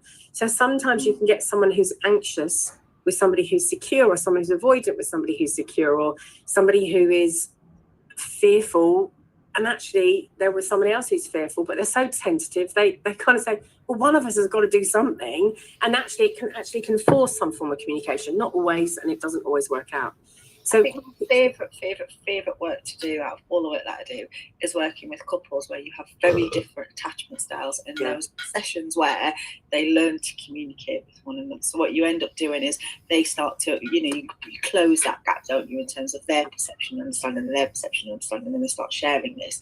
And it's almost like, I don't know, it's like, my version of when you see little children that have cochlear implants put in for the first time and they start understanding and hearing the world, and it's like, oh, like, I don't know what you think about work like that, but that's kind of how that feels to me. I love it, and that's some of my favourite work, and that can bring about some really fabulous relationships. And it is very rare that happens between two people who have exactly the same attachment styles. Although there's pros and cons, so there's pros and cons to having two. Absolutely, two attachments, brilliant. But I don't believe that there's this one best way to bring a partnership. Lots of people will argue that secure and secure is the best relationships you can possibly have, and I don't agree with that personally. I really see what you're saying. Like, it's like when you're working with an individual and they just all of a sudden understand something, and you see that clarity, or a group, or a family, or a couple, or a polycule. There is nothing like that moment when they go, oh, and they really get each other in a different way, and you're like, oh fuck, I really love why I do this work. So let's have a look at what a few people have said before we carry on. Shannon says, I've had a relationship where both of us were varying degrees of anxious attachment, and it manifested in a really healthy way where we both engaged in check-ins frequently. Exactly. Offered reassurance because both of us knew what it was like to be anxious. And that's exactly it. That's that maturity and capacity and accountability that says, I know what this is like, therefore I want to do the opposite. I know what this is like for me. What's it like for you? Can I understand yours? And then we make that effort, and it can be really beautiful. Mark says, when I found that I fitted into the insecure avoidant profile really well, that was initially very confusing because, well, at least one of my parents was supportive, right? But when I considered the evidence says not, then that helped a lot. Basically, I was assuming that everyone else would be more distant, less fair, harder to get support from than my parents. And it helped massively when I realized the evidence says no, I can reasonably expect relationships to be much better than that. I'm a big believer in asking, is that true? Yeah, because we're going subjective, aren't we, first of all? Fucking is true. It is. See? And we've got lots of biases, confirmation bias, investment bias, that really proves that to us. Yeah, it's true. No, hang on, is it true? What do you mean? Okay, well, is it a fact? And I don't mean a fact that suits you. I mean a fact that you can prove in a court of law or a biology lab or a lie detector test. And often people will have the response of, no. And then it's like, well, that's interesting, isn't it? What do you get from holding on to the first? And that's really important to realize that actually most of us do that most of the time, because we don't want the way our whole lives have been to be challenged, because we just wasted fucking 20 years, or shit, that was really difficult, or what do I do now? That's really complex. Grace says, Pandora's box opened with menopause 2 years ago, and it's been a shitstorm of feelings and unhinged swearing in my room and repressed anger screaming. I'm not dead, which I feared would happen with feeling things, but fucking hell. And that is the point. You don't die from a feeling. You just have to learn to live through it. And I go back to the kids' book of We're Going on a Bear Hunt. We're going on a bear hunt. We're going to catch a big one. What a beautiful day. We're not scared. Uh-oh, grass, long wavy grass. We can't go under it. We can't go over it. Oh no, we've got to go through it. And that is the fucking point of feeling, because once you learn to ride that emotional wave, which you believe you can't, the more you do it, the more you know that you can. You learn that. But when you've got these forms of attachment patterns, especially with a fearful avoidant, your breakup is going to be absolutely painful, really painful. We might not attempt to do feelings, we might numb, but numb is a feeling as well. We might drink, we might do stuff, we might go and do stuff, but we will probably go into another rebound relationship and do whatever it is we think we need to do. You know, they're the people that say, well, if you can't get over someone, get under someone else. They are probably a fearful avoidant in some way, shape or form. Not all, clearly, but just go on to the next one. It'll be okay. I'm fine. And there's a lot of emotional masking that goes on. But although I said that mainly people who are in a relationship can feel better, I'm going to say that if you are a fearful avoidant, you are probably better off doing some solo work for a while before you get into a relationship. And they're the only group that I would say that about. So do that work so that you can actually feel that your next relationship is happy or better in some way, shape or form. Now, look, what can you do about this shit? For fuck's sake. Number one, prevent a breakup. Look, if you've got a twat of a partner, get rid of them, of course. But if they're a twat of a partner sometimes that could learn and can change, and they want to, you can't change anyone. You can't make someone change. Somebody has got to want to. The amount of people that are referred to me, because I you know, so I've told my mother that she should come and see you. Well, I won't get a phone call from her then, will I? Or, you know, I've spoken to my partner and they don't want to see you, but I've said, unless they come and see you, that's it. There's no sex. Great. Thank you for that, because they don't want to see me either. Like, fucking hell, why do we do that? So I've donned my submissive to make an appointment. I had that one recently. Only way you get that one, Deb. I've had the opposite as well, which really gets to me. I've had submissives bring their dom into first appointments and things to interview me and all sorts. And I'm like, we're not doing that. But I remember having an argument with somebody who said, I'm a mental health person. I know that I'm allowed to do this. No, you're not. The negotiation was one person, you. You don't bring your dom in. You're not going to be yourself in that moment. I'm sorry, that's not going to happen. Or I get interviewed by a dominant in a partner who says, you're not going to change them, are you? Yeah, that's the point of therapy. Yeah, but can you promise me that they'll be submissive at the end? Nope. Will they still want to do the same things? I don't know. What? You're going to be asking me to walk on fucking water next? How do I know? Like, and that's really interesting. That sort of, we're so frightened of change in somebody else. We're so frightened of change in ourselves that, again, you know, we get really attached to the way things are. And it's better the devil you know than jumping like rock and hard place, all of those silly metaphors that are around, because they're scary. So actually, if you have a secure attachment style, you're less likely to have a breakup. But breakups still happen, even with secure people. They might go off and have an affair. They might do something different. They might lie. They might have a different problem. They might create an addiction. Like, who knows what happens in human beings. However, when you overreact to somebody saying, hey, listen, I'm in trouble in our relationship, I think I want a divorce, or I think I want to get out. If you have somebody who's anxious or fearful or avoidant and they go, boom, touch paper, blight it, off they go, this person is more likely to go. However, if you say, look, I'm really struggling, and the other person says, shit, I'm so sorry to hear that. That makes me feel very scared and don't quite know how to regulate my emotions right now. I don't want to lose you. Can we talk about this and work out a way through it? Is there a possibility? Can we go for some therapy? This person is way more likely to stay unless they're just lying to your fucking face because they've already got someone there or something else is happening. Oof. Yeah, I've been debating if I'm even submissive after my recent breakup. I'm worried that submission just feels bad for my mental health. And it can. Look, the reason a lot of people come and see me, Blue or Poppy, is we are in the lifestyle. I've been doing this for, how old am I? 58. So 41 years. I started when I was 17. I've been doing it a lot. I study it a lot. It's who I am. However, do I think the reason people come and see me isn't because I'm not going to pathologize your submission or pathologize your dominance, but I'm not always going to agree that everything you do is good for you. I'm not. I will say when something is unhealthy, if you're like, why are you doing that? How does that work for you? Let's try and understand that and see if it's good for you or not. Because sometimes it can be and sometimes it isn't. I'm also a counsellor in the lifestyle and I love your work. Oh, thank you, John. I really appreciate that. And actually, if you want to write to me, you can have 2 hours of free CPD from this. So just drop me a mail afterwards, or drop me a mail on FetLife, and I do that for anyone who's in any form of psychology. So they're dependent on that person's emotions. If they lie, worry, their partner will change their habits for them. A true person who loves themselves would let their partner stay or leave, or even change and stay with a whole new dynamic. Maybe a true person, that's an interesting one, isn't it? Maybe not. I had 4 daughters and my husband decided to sleep with his secretary and leave. I didn't fucking want him to go, and I wasn't feeling very tolerant of that at all. I tell you now, like, fuck that. And I'm a fucking cut queen. So I like it when my partner fucks somebody else. So, but the emotional aspect of that was horrific. And I'm not a big believer in that. You can, look, tell me to go fuck myself. It's fine. I'm not a big believer in this whole, if you really love them, you let them go and it'll be okay. That's a different form of love, and it can be really beautiful and it can be lovely if you can do that. Most people, most of the time, don't manage that. We could see that as something to aim towards, but I don't think it's something to aim towards. I think it's just something that's different.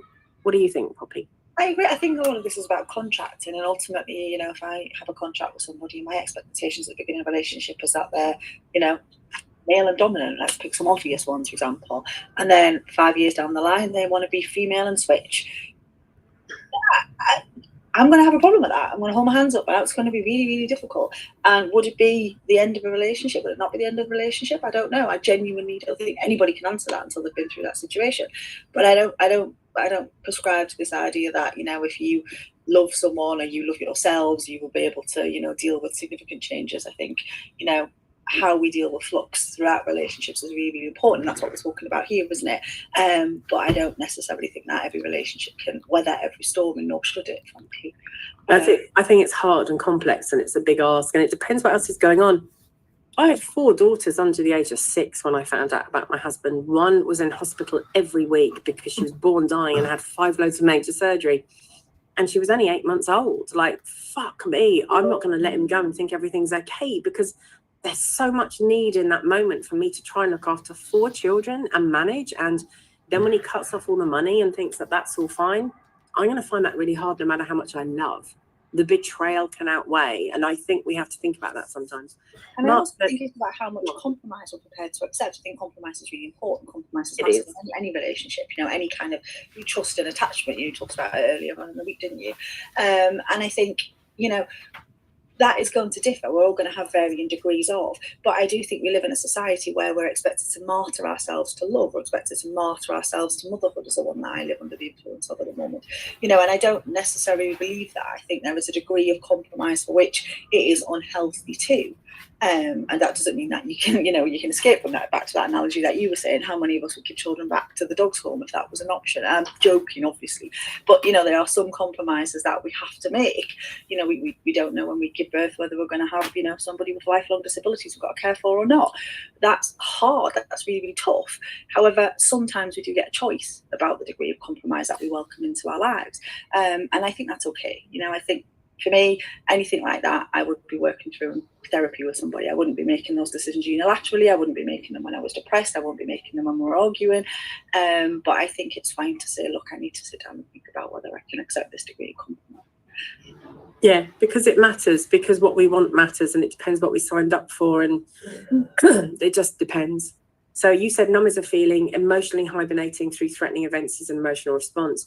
It's not just an emotional response, it could be a trauma response. You know, some of us, we talk about fight, flight, freeze, but there's fight, flight, freeze, friend, fuck, flop, foe, and fawn. There are 8 Fs that how we deal with these things. And they might not just be from trauma, they might just be learned because that's the way people deal with it. Put your head in the sand, leave your ass in the air, fuck, and now you're going to get fucked. Be nice, have sex, because it's much easier to say yes than it is to say no. Fawning, yeah, I'll do whatever you want, it'll all be okay. And so we've got to be really careful, because a lot of attachment styles are quite indicative of the 8 Fs that we'll go into and what we'll do. So knowing one helps with knowing the other and the impact that it will have. Because I'll always say to people, it's all well and good negotiating with somebody, but what does that word mean? Like, I want you to be loyal. You have to understand the definition of loyal before you go into, I agree to loyalty. The definition comes first. The agreement comes first. So you have to even understand what you mean by the words that you use. I used to think imitating Mr. Spock was staying in control. I would argue it's avoiding emotion, so there is no control there. It is a reaction to being out of control. If you think about it, not in Mr. Spock because he's an alien. But it seems closer to biasing how I cope with stress. I would agree with that. So actually, when we are staying in control, it is a reaction to feeling the fear of being out of control, ergo, completely out of control. Anorexia, I'm in control, I'm not eating anything. Okay. I think that might be out of control now, though. Like, if you're not eating anything, you're eating 200 calories a day, or you haven't eaten in 4 days, I think that's an out of control problem now. No, it's me totally in control. Eat the apple then. No, I don't want to. Oh, Vulcans. I just had a private message from somebody, and they said to me, I'm curious to know how you would have reacted if he had asked for permission. Please don't answer if you don't want to share that. I'm always willing to share. I'm very open about how I would have reacted. I'd have been fucking shocked because he wasn't particularly kinky. Permission, oh, that's an interesting one, isn't it? If we'd agreed it as part of our relationship, I might have been up for it because I love being a cut queen. The point is he didn't ask, but also the point is he did it behind my back already. I've dealt with couples before whereby, like, somebody had an affair and then said, I'm thinking of going poly, read this book. And then 2 months later introduces that partner as a potential poly partner. That betrayal's already happened. That's it. Oh, I feel so called out. 300 calories for the day. Be called out, Blue. But the kitchen is so far. Plan and prep are just closer than you'll think. Right, let's go back to attachment styles and what we can do. So actually, having a good communication style, having skills, having good listening skills, having good comprehension skills, we always miss that one out. Love does not save a relationship. I can't tell you how many times I've said this in my therapy room, but I love them. Right. So how's that going to save the relationship? Because I love them. Yes, but how is that going to save the relationship? Because that's what love does. No, it doesn't. It sinks many a boat. It's not always good. We tolerate a lot of shit when we love someone. We maybe put up with too much. We don't hold our boundaries because we love someone. And those are not very good for us. They're not very healthy attachment styles and approaches for us as human beings. Love does not save a relationship. Lots of other things do. Consistency, continuity, care, communication, lots and lots of C's there. But there are other things that actually save a relationship. So our ability and capacity to regulate our emotions, to be able to listen to other people, to deal with them, to demonstrate fucking care and interest in what somebody's doing. You may not like one of their hobbies, but you go and watch them one day and they come with you to a fucking musical or whatever. It's all about the give and take, and it's all about the understanding. I was with some friends while we were in Liverpool because one of my best friend's daughters does cheer now. And I was laughing because they were going to have a talk afterwards. We were in Miller and Carter eating some food, and they got their daughter with them. And Vic said, I think we need to compare budgets at the end of the week, at the end of this weekend, to see who spent the most. And she laughed, and her partner, Aaron, really laughed as well. And he went, yeah, well, that'll be you, because she just got paid the day before, and they don't have a lot of money. But they're all laughing about it. And I said, this food, does that go on your budget then, Aaron? He went, yeah, probably. But the ability to laugh about things, the ability to do things like that is really important, just to see how things are. It's care, it doesn't matter. So if you demonstrate love and you demonstrate care, concern, consistency, your relationship's less likely to break up in the first place anyway. When we are not okay, what we tend to do is bitch like a fucking cunt about that person to somebody else. That's not necessarily healthy. Asking for help is different. Going to see someone professionally is different. But if all you do is bitch and that person just sees that one part of the argument, I always say as a therapist, because it really gets on my nerves when therapists do this. If you're a therapist and you feel called out by this, I'm really sorry, but maybe think about it and take it to supervision. If you are busy diagnosing your client's partner or friends, you are being a lazy therapist, because you don't know that situation. It's just their report. We always have to bring it back to that human being and say, what's going on for you? How does that impact you? Where's your power over that? We have to be much more relational rather than saying, well, they've clearly got codependency issues. And then they go and say, well, you've got codependency issues, and now we've got a problem. So unless they're both in front of you, don't do that shit. Be with a person. And we're all so busy. I think the other problem is as well in relationships is we're all so busy fucking diagnosing each other nowadays, because we've got Google and we go, oh, you've got this problem and I know how to sort that, whatever. That isn't your job in the relationship. That's not what relationships are about. And that means you can be quite anxious in your attachment, because you have to have a function in order to be in the relationship. So you need to look at support. You need to look at support from others and see how that goes. So we have to do that. Does that make sense? What are your thoughts on that, Poppy? No, I agree. I don't think you've left very much for me to say, at the end of the day. Oh, sorry. Oh, who was that? I'm very sorry. I was like, oh, it was you. Oh, you're so good at that. I'm very sorry. No, I agree with what you said. That's all I've got. That will do. Look, also think about, how do I get over being with somebody like this? If you have an avoidant partner, how do you get over them? How can you help yourself feel better? Well, look back and ask, how truly satisfied was I? Your brain, when you are really upset, tends to look for things that make you happy. So it tends to be a complete fuck up at this moment in time and says, do you remember when you both went for a picnic? You go, yeah, I really remember. It was so beautiful. And it made me, and you're like, no, that's not good, brain. Don't do that. And that's what our brains do, though. They try to make us happy by taking us back to a nice memory. You're like, no, but that's the whole point. But actually, was it a nice picnic? Did it work well? And actually, did they forget to bring your favorite sausage rolls? Or did they forget ketchup? Or how was it really? Were you really fulfilled by that partnership? Actually, not all the time. And it was me who packed the picnic, and they didn't do anything, and they were 30 minutes late. And because they were so anxious about it, or they were so avoidant that they were rarely there. And I remember having to go to the cinema alone or the theatre alone because they didn't turn up, or they were home late. See it for what it is. Genuinely look at what you got from the relationship. That's really important. How much time are they with you? And if you have somebody who's avoidant, stop being in contact with them. They're not available. You need to work out how to have your own breakup with that other person, with you and yourself. Don't try and get under their skin and make them want you back. It doesn't work. You'll end up with this really nasty cycle of reunion and rejection if you do that, especially if somebody is avoidant. Oh, okay, I can't be doing this. We're back together. Oh, great. Okay. Know where I stand, especially if you've got an avoidant and an anxious. No, I'm done again. Oh, fuck. No, stay away. Cinders, you've just described my dad. I asserted my boundaries with him again today, and he quickly went into a death spiral because I wouldn't back him up when he complained about his sisters. Yeah, look.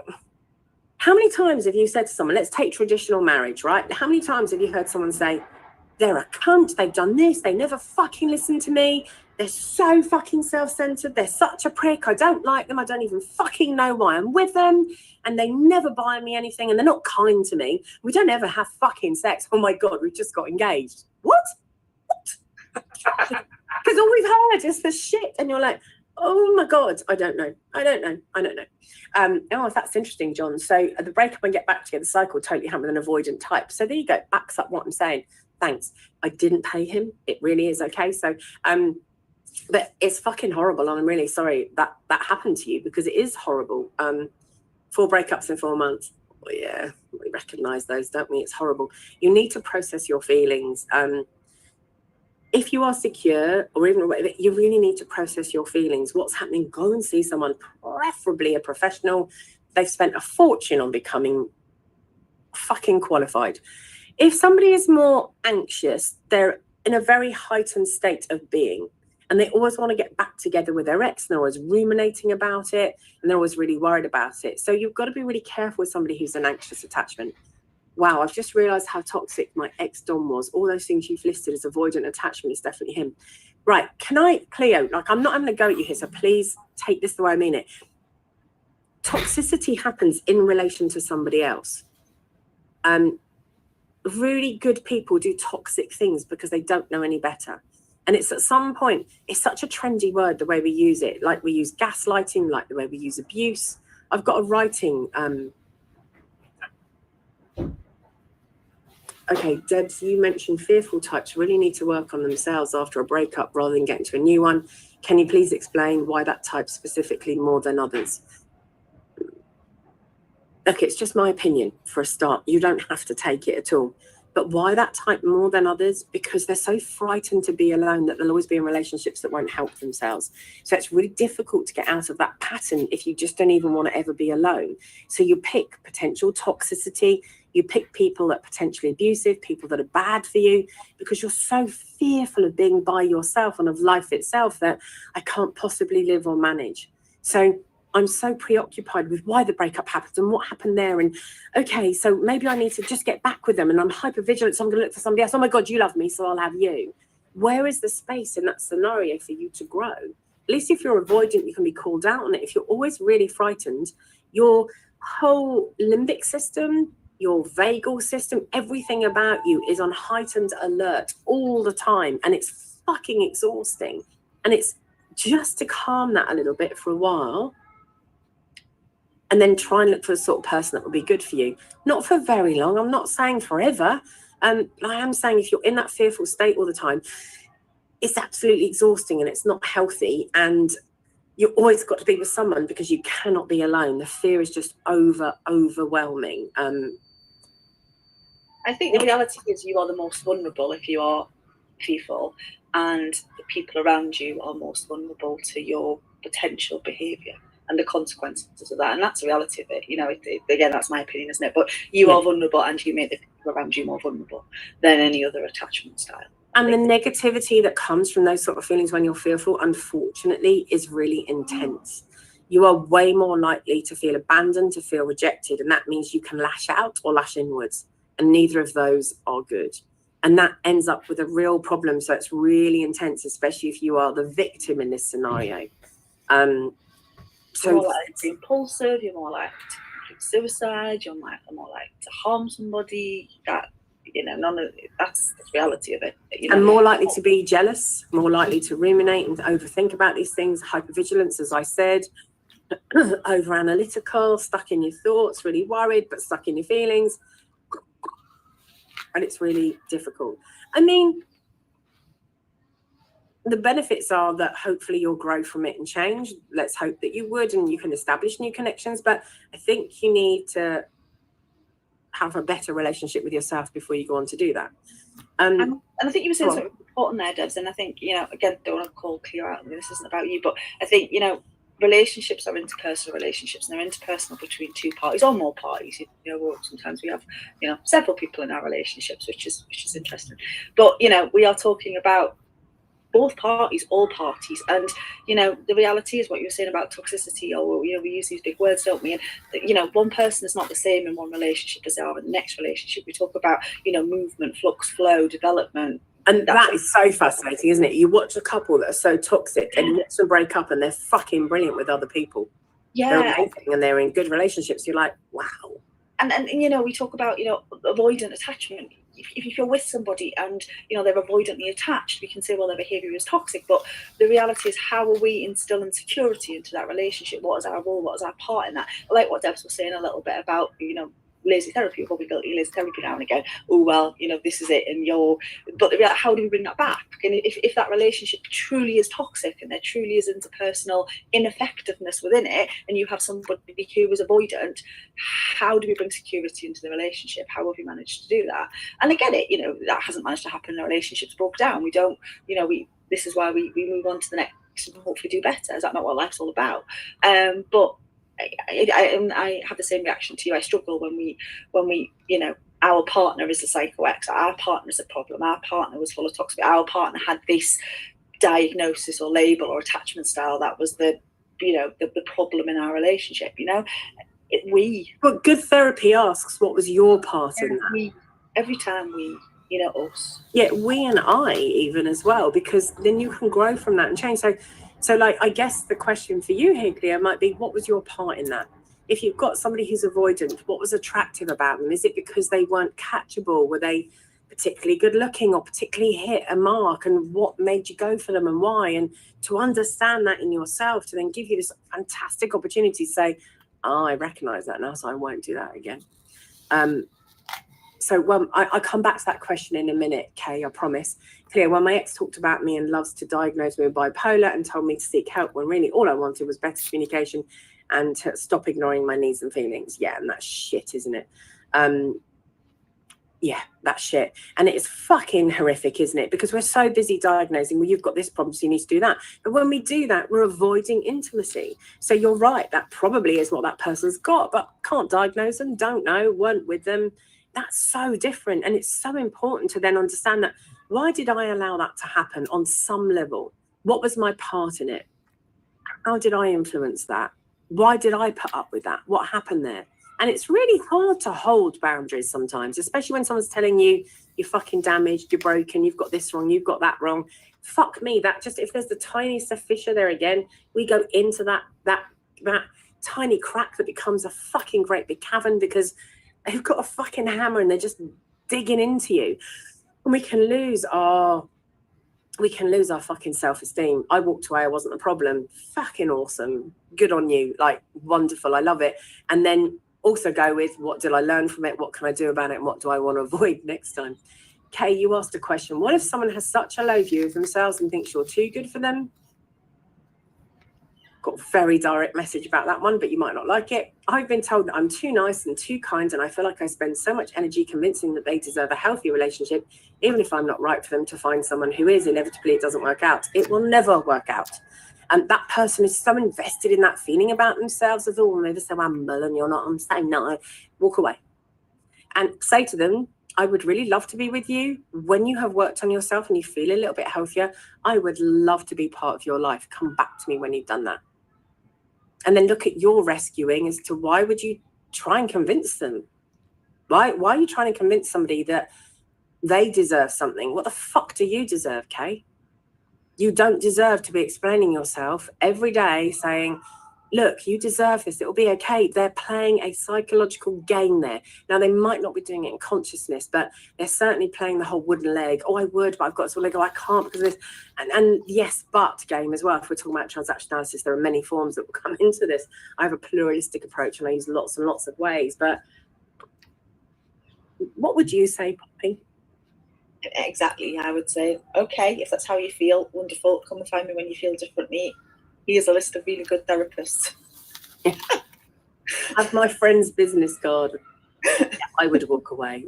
Honestly, because that's always going to be an argument of that person never feeling good enough for you, and that will create a massive gap in the relationship. We can say these sort of things. Oh, no, who am I kidding? I say this when I'm doing couples therapy. So fucking hell, don't come to see me unless you want the truth. Fear of influence and fear of control there as well, I think, as a whole. Completely. Terror in that, completely. And that's such a fearful avoidant. So that relationship is very complex and difficult to work with. Jess says, I feel like a wee sponge listening to this conversation as a trainee therapist. Thanks so much. I'm also going to say, don't repeat some of this in any of your exams because you might fail. Do what you need to do, study and say what you need to say, and then do what we do. Oh, God. Blue, 100% I believed I was a problem. Oh, so sorry to hear that. It wasn't until I finally had some space that I realised that he had been gaslighting the crap out of me the entire time. Yeah, I was reactive in the end, but he had been grinding me down the entire relationship. Yes, and I'm still going to say to you, Blue, is what happened that you didn't act before? What fissure did that person get in to create a chasm? How? Why? And our ability not to... It's not, we need to live in the future here. It's not about stitching it up. It's not about holding it together. It's about creating new skin so that nobody can get in from that perspective. They come from vulnerability. They come from different things. I'm a big believer in, from therapeutically, that, you know, people say, yeah, but I'm fucking going backwards. And I liken that to a good stitch. We're trying to stitch this back together. And sometimes we need to do a big loop because that needs a little bit extra. And sometimes we'll go back again a few times. But there's a point then when we don't go back all the way. I'll try to keep swear words to a minimum. It's a really good example, that, Debs, isn't it? At the end of the day, it's, you know, it's avoidant. If you're the problem, you got the problem. You're bipolar. I'm not the problem. None of this is mine. And you know, I don't know whether you've got traits of bipolar or not. I don't know you from Adam. But the reality is what is he considering to be the problem? And then how are we going to work on that? Well, what does that mean for us? Okay, so you know, I've got 3 nights a month where I'm not sleeping, or I've got, you know, I spend too much money because I'm impulse purchasing. What does that mean for us in the context of this relationship? But I think that, like you say, trying to make another person the problem, whatever it is that is their problem, is avoidant. It's not their problem, it's the context of a relationship, it's our problem. Now what? Then what? And bringing it back, you know, that's what I would do in a therapeutic space. I would bring it back every time. But you know, for some people, it's never going to be their problem. They don't want to share that problem with you. They don't want to compromise. They don't want to work on it. They don't want to be securely attached, ultimately, is what we're talking about here. Therefore, you're quite right. You walk away, you do better. You know, you find better. For sure. Look, if you understand that you have some form of attachment issue or problem, there are relationship challenges that come into that. We can only control ourselves. We cannot change or control someone else. If you look up the circles of control, there are things that you can control that are all about you and your responses and how you are. There are things that you can influence in a certain way, and there are things you just can't do anything about. And you have to realize where your power is. Is it unhelpful to accuse a partner of being bipolar? 100%. Because look at the word accuse. So this is the problem in that sentence. If somebody accuses you, that's very different to somebody saying, I'm really worried about you. Can we talk? Your behavior has been erratic of late. I'm scared. I'm scared for you and I'm scared for me. Whereas if we've got the whole fucking hell, love, I think you're bipolar, make your fucking mind up.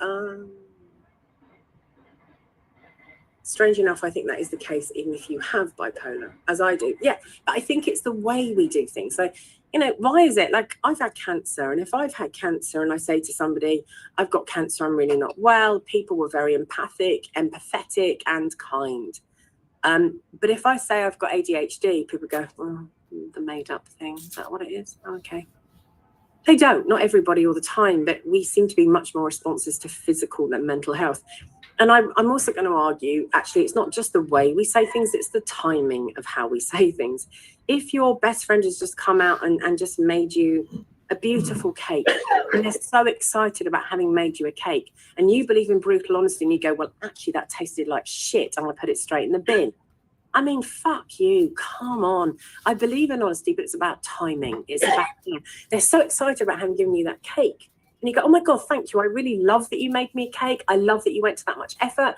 I love your face lighting up at you got me that cake. Thank you. And then maybe 3 days later, we can say, I love what was in the recipe. It was a little bit salty. I tasted, and then they go, oh fuck, I put the wrong thing in. It reminds me of Friends when Rachel gets her trifle mixed up with mince and she puts actual mince in it. Don't know if you've seen that episode. It's those sort of things, isn't it? You don't go, it was chewy.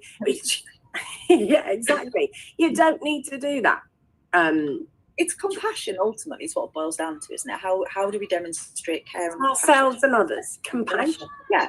And how are we compassionate? And I'm a big believer in Deb says this all the time, when you, I, or those kind of statements. It's very different to say, when you are up pacing the hall all night, I really struggle to function the next day at work. It's very different to saying you've got bipolar and you're the reason we're having an argument because I'm overtired.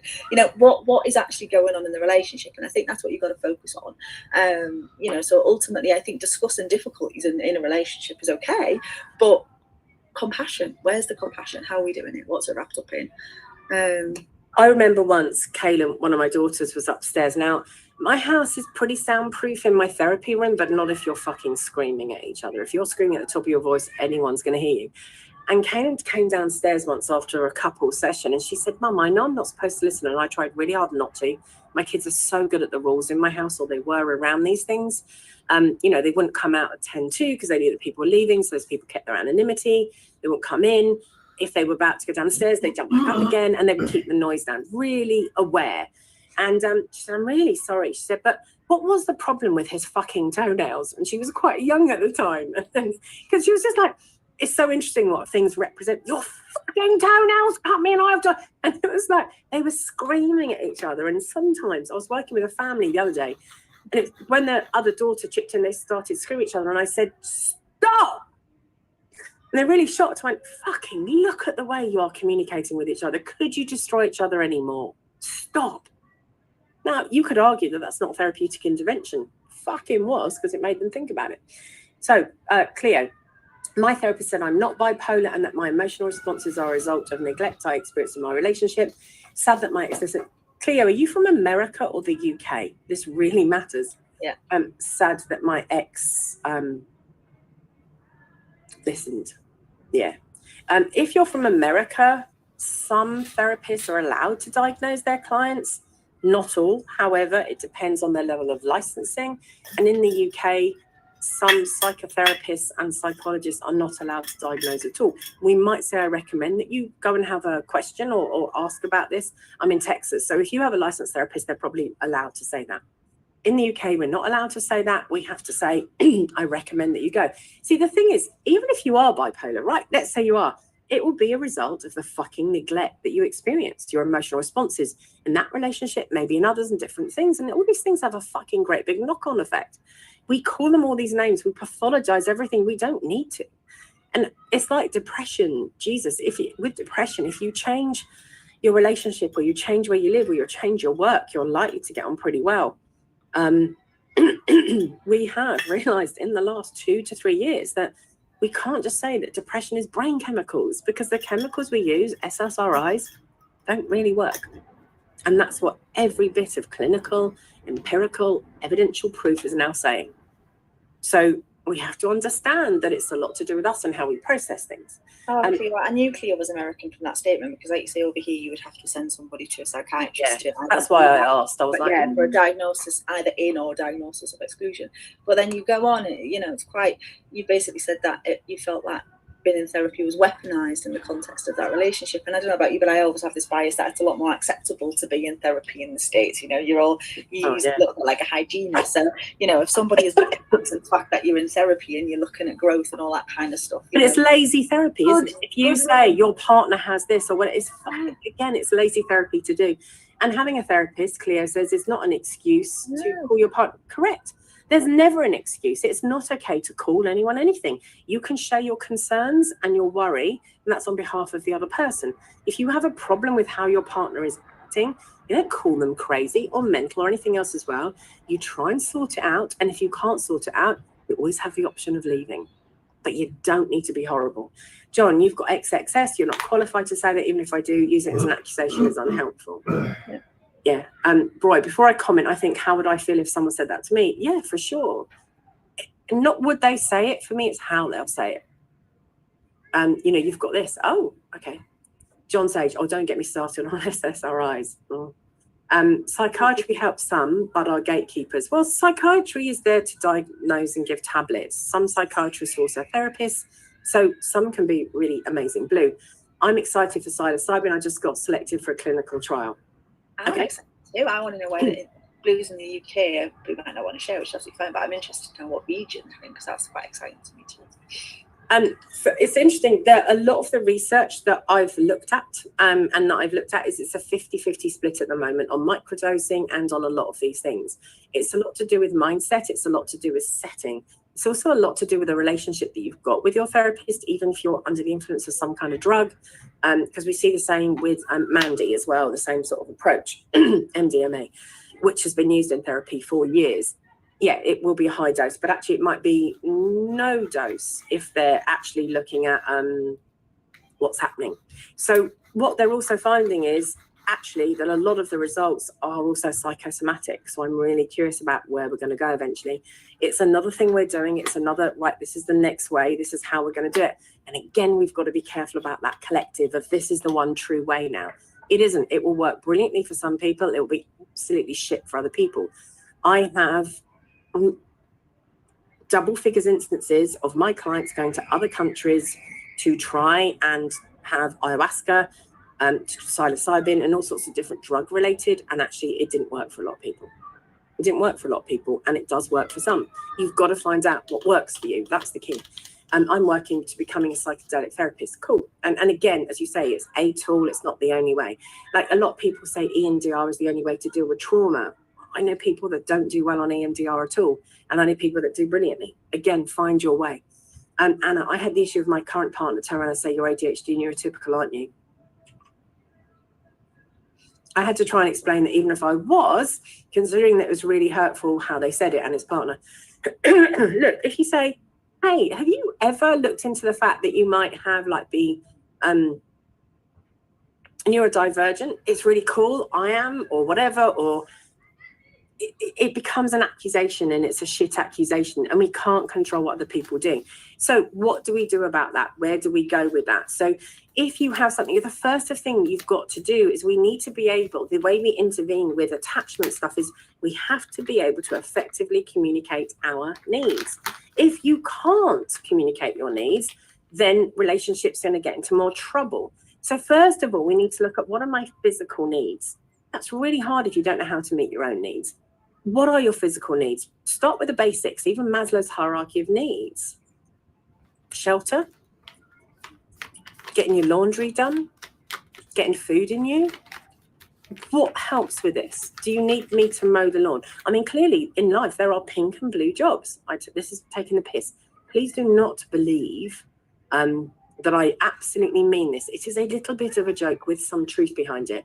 Mowing the lawn is a blue job. Doing the laundry is a pink job. So Simon knows me. But my point is, in my house, because I do everything alone, because I live alone, all of my jobs are purple jobs. That's the truth. I couldn't do CBT or that kind of therapy, but EMDR was powerful. Yeah, it can really work for some people. And then Anna said, no, they just pointed traits, even though they shared. And I knew there were other factors. It was really difficult having that with a wider molecule. Yeah, for sure, because people are looking for reasons. They're avoidant. It's not them, it's you. Yeah. Oh, you've got a problem. That explains everything. Okay, I feel all right now. is to do with their attachment patterns as well. So yeah, I believe that all jobs are purple in my house. However, we are brought up to say that some jobs are gender related, so I can't do that. I can fucking do anything. Just put up a swimming pool and filled it. I can mow my own lawn. Of course I can. We're capable of everything. But again, if we're taught that something is gender specific or that we can't, or that we're insecure, oh no, I don't want to try that. I can't do that. I tend to go things, of course I can learn to do this. A mutual friend recently went on an iboga retreat, which apparently involved risking psychoactive drugs. Yes, advised that I might consider the same, but that idea freaks me out. Yeah, and it really works for some people, as I say, and it doesn't for others. And if you're going to do ayahuasca or iboga or any of those sort of retreats, sometimes they'll also ask you to completely change your diet beforehand. And then that's interesting. So what are we doing here? Like, is it the food? Is it the change? Is it the drug? Like, it's really interesting. It's like a diet will always work. It doesn't matter what diet you do. The diet will work for the first few days because it's a change of how you do things. Okay, so getting everyone to fill out attachment style quiz is part of my vetting, 100%. There's a lot of paperwork now involved in dating. You've got to do an attachment quiz. You've got to do a BDSM quiz. You've got a love languages quiz. What other quizzes? A DBS. Yeah, an advanced one, preferably. I don't care that you're self-employed. Make it happen.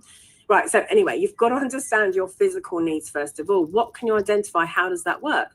How would you feel if your needs were met by somebody else? Because you also got to understand that sometimes when you get what you've always wanted, it's not as easy as you think it is, or it can damage you more. It can be really painful, or we can be too scared and we don't go into it. So how do we do it for ourselves? So how would we do that? What does that mean? What would that look like? Can someone meet those physical needs? So in therapy, this is what we would do if you've got like attachment issues. How would you do that? How do you make them dinner before you're asked to even cook? If indeed you're asked to cook, how can you provide something? How can you start the laundry instead of your partner for a while? How can you do something when we're talking about physical needs? So when we participate and we engage in these aspects, then that can really work for us, and that makes a difference. Also, you need to voice a need. You can ask for something. You have the right to ask for something all the time. It does not mean you are going to get it, but you have the right to ask. And that makes a real difference. Oh, and by the way, somebody said, is this recorded earlier? Yes, it will be online. I don't know if Dave is in here, but if he isn't, I record it. I send it to him, so it will be on YouTube, and it will also be on FetLife if you pay for membership. If you don't, you have to go to YouTube to get it, and it will be under London Alternative Markets profile. But what you find, and everything I write about this, all the links are in there already. Oh, we are live streaming. Thank you very much, Mobile Studio. So if we're live streaming, it will also then be recorded, and it's under the live stream recordings. So once we've practiced that and we've looked at our physical needs, we also have to say, what are my emotional needs? So as I say, that experiment is really important as well. Like, how can I voice a need? What can I ask for? You're not entitled to it, but it's okay to say, I'm aware I really need this at the moment, or at least I think I do. Deb said I should ask for something I need or whatever. But when Kaylin, one of my daughters, was standing around, I've got these really tall radiators in my kitchen, and she was with her friends and she was saying, so what do you want to eat? Oh, I don't mind. What do you want? I don't mind. One of you can choose. Just one of you, like, I don't know. What do you think we should have? Well, you choose. And I was sitting there listening because I've got like a quite big table in my kitchen on the side. I went, fucking hell, girls. One of you's got to make a decision. It doesn't mean you're going to have pizza. It doesn't mean you're going to have Chinese. It doesn't mean anything, but it means at least you stand a chance of getting it. And this was even before you could get Uber Eats and all of those things. They probably would have to agree on one takeaway to go and get it, or they could have made something at home. At least if you then put it out there, you stand a greater chance of getting it. That's the point here. So that negotiation is really important. So how do I do that? How do I help you with it? You then have to go into feeling. So when we communicate feelings, we've got to be aware, if we're sharing this sort of thing, is once we've got our physical needs met, because they're much easier to meet, we feel a lot more vulnerable when we start doing emotional needs. What are they? If you're not used to communicating them, can you pick one? Can you think about it? Can you write something out and work out what it is that you think you need? Start with something more positive, that makes me happy, or I like a massage, as long as it doesn't lead to sex maybe, or I really like that. And it's much easier to do the happier feelings than it is to do the sad and angry feelings. But when we start having experiences of feelings working, then we start to feel better. Perhaps someone, Your needs are. So I started doing this work with people. Some people, you don't know what your needs are. I worked with somebody recently. Well, it's not recent now. It's a few months ago. And they said, "Oh, I don't get my needs met because I'm too needy. I've got too many needs." This is all. Go and write down all your needs and bring them back next week. We'll talk about them.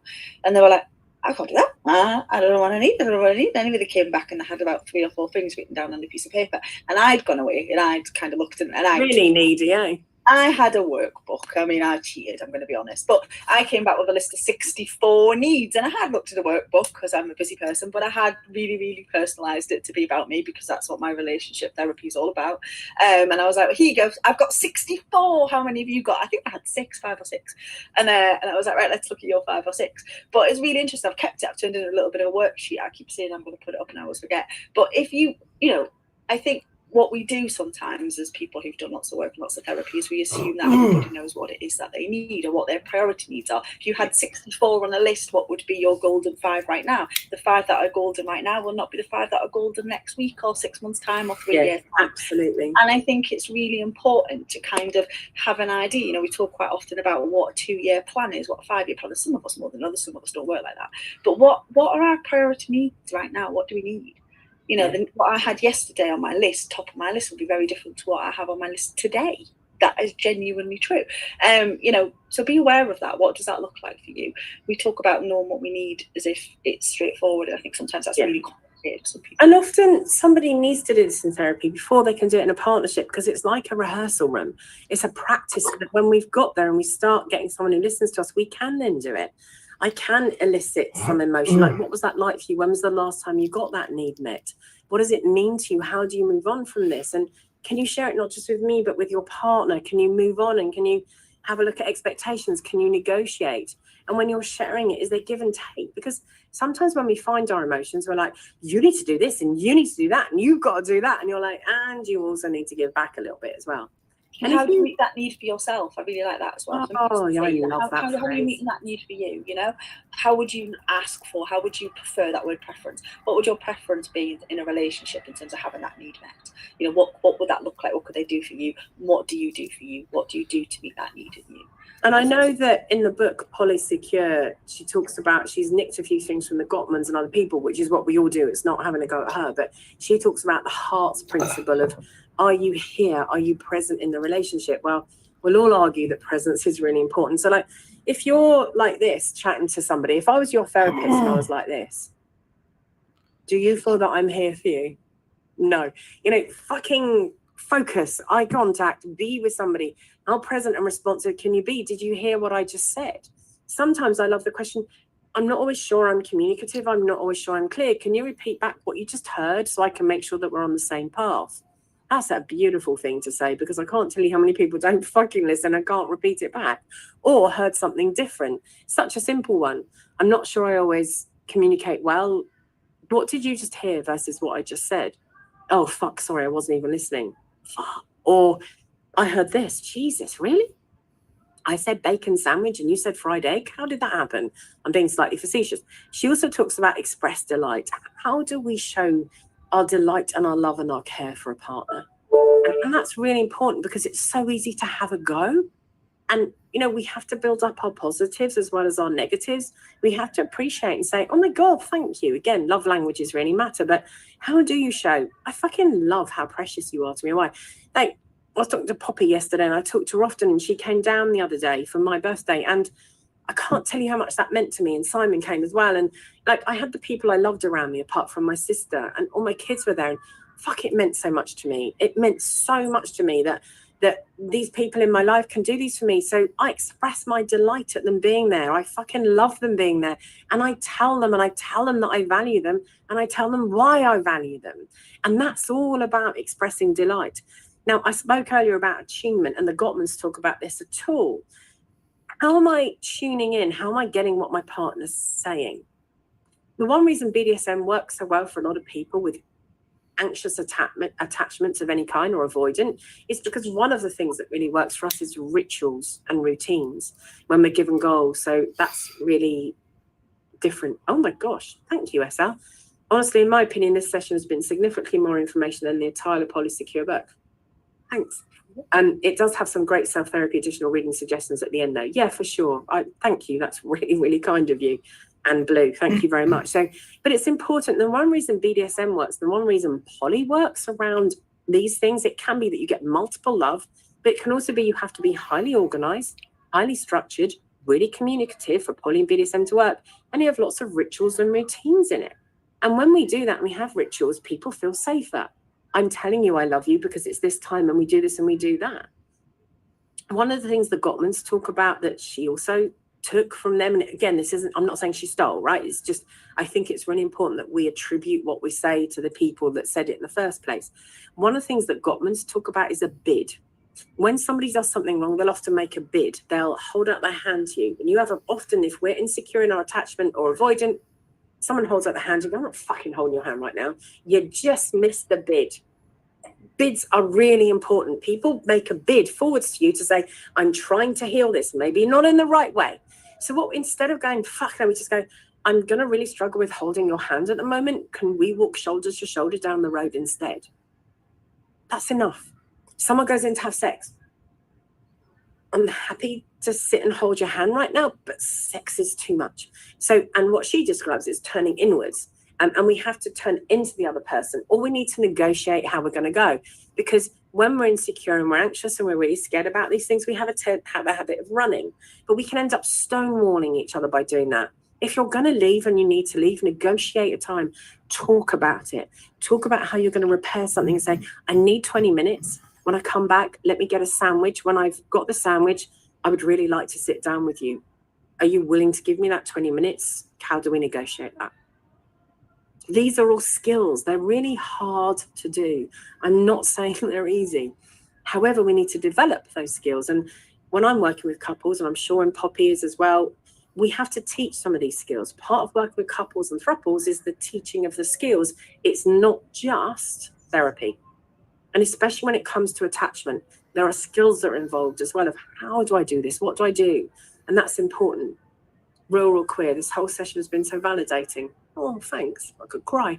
I really appreciate that. Listen, I do these sessions for many reasons. It is my fucking ego. Let's not pretend it's not.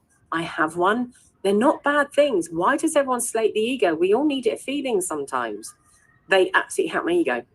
Some people pay me some money. They give me a coffee or a patron. Thank you very much. That's nice.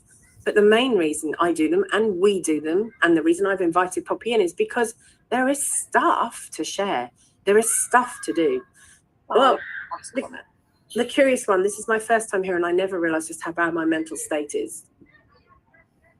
Tomorrow I'm going to start trying to find someone professional to talk to. You have space, don't you, Poppy? Poppy's a great therapist. I don't have any space at the moment at all. Vet who you see, ask them the right questions, don't take anyone. You find the person that works for you. And if your mental state is a little bit bad or you don't feel that it's as good as it could be, really, really make sure that you find the right person to talk to for you. They might not always be the person you like the most. They might be the person that challenges a little bit. You know, yeah, Poppy sees people in the States. You've got a client at midnight tonight, haven't you? I've got clients in the States, in Australia, in New Zealand, all over the country, in the UK. We all use Zoom and we all do stuff online nowadays. Anything is possible. I'm not saying go to her. I'm not saying that. I'm saying, but just find the right person. Find the right person for you. Grace, love that, Deb. Acknowledging the ego needs. Fucking too right. We all need our ego stroking sometimes. And again, that's not insecure attachment. That's a very fucking secure attachment. That's good. Stroke your own fucking ego. I'm good at this. I love doing it. Why the fuck shouldn't I do it? And I have a lot to give. Am I always right? Mainly. No, I'm kidding. Of course I'm not. We've all got, actually, no, maybe I am. That's kidding, clearly. Am I? So it's really important that we find that balance, because enough people tell you you're shit in life at the moment anyway. The social narcissism is fucking rife, and I'm going to write about it soon because it's such don't go there. Bugbear of mine at the moment. I'm vegan. I'm gonna come and swim in your pool, dip in your hot tub, and you can fix me in an hour. Right. Anyway, we are at the end. Thank you for the class. You're really welcome, Shannon. Please come back. I have another meeting I have to attend to. Have a great one. Have a great day. And you too. It's evening here. We're about to go to bed. Maybe not. I'm not going to bed. I do want to watch Love Island. Let's be serious. I shouldn't probably say that in public.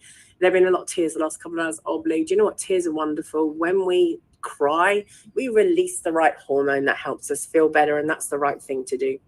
It really is. I'm so glad you can cry. So again, you don't have to. I have a Patreon. I have a coffee. They're all under the Kink Shrink. If you want to, thanks. If you don't give a shit. Great. Take these things for free. We'll put the next one up. Not quite sure what the content's going to be. It varies. If you've got a specific request, if you want a workshop to cover something, let us know and we'll cover it, because we'll cover anything to do with mental health, mental well-being, anything to do with BDSM, anything to do with kink, anything to do with communication skills, anything to do with psychology of all of that, and anything to do with what would that cover? Polyamory and We'll do anything. Really. Authority transference. Do anything. I've had really interesting questions in the past. You've got to remember, I've got over 50,000 hours of being a therapist, but even more than that, I've been doing these workshops, got thousands of them. Like, it's amazing what you get asked. It's really interesting. You just get to learn so much from doing it. It's really cool. Anyway, thank you all very much for your time. And from Poppy as well, we tend to wave. We do at the end, we do this thing called the wanker wave, because why not? Because we look like wankers when we do it. Dark, Axo Kim, thank you so much. I've learned a lot. Really. Hello, Simon. See you later. Thank you all. Bye, everyone. Love you all. Bye. Recording stopped.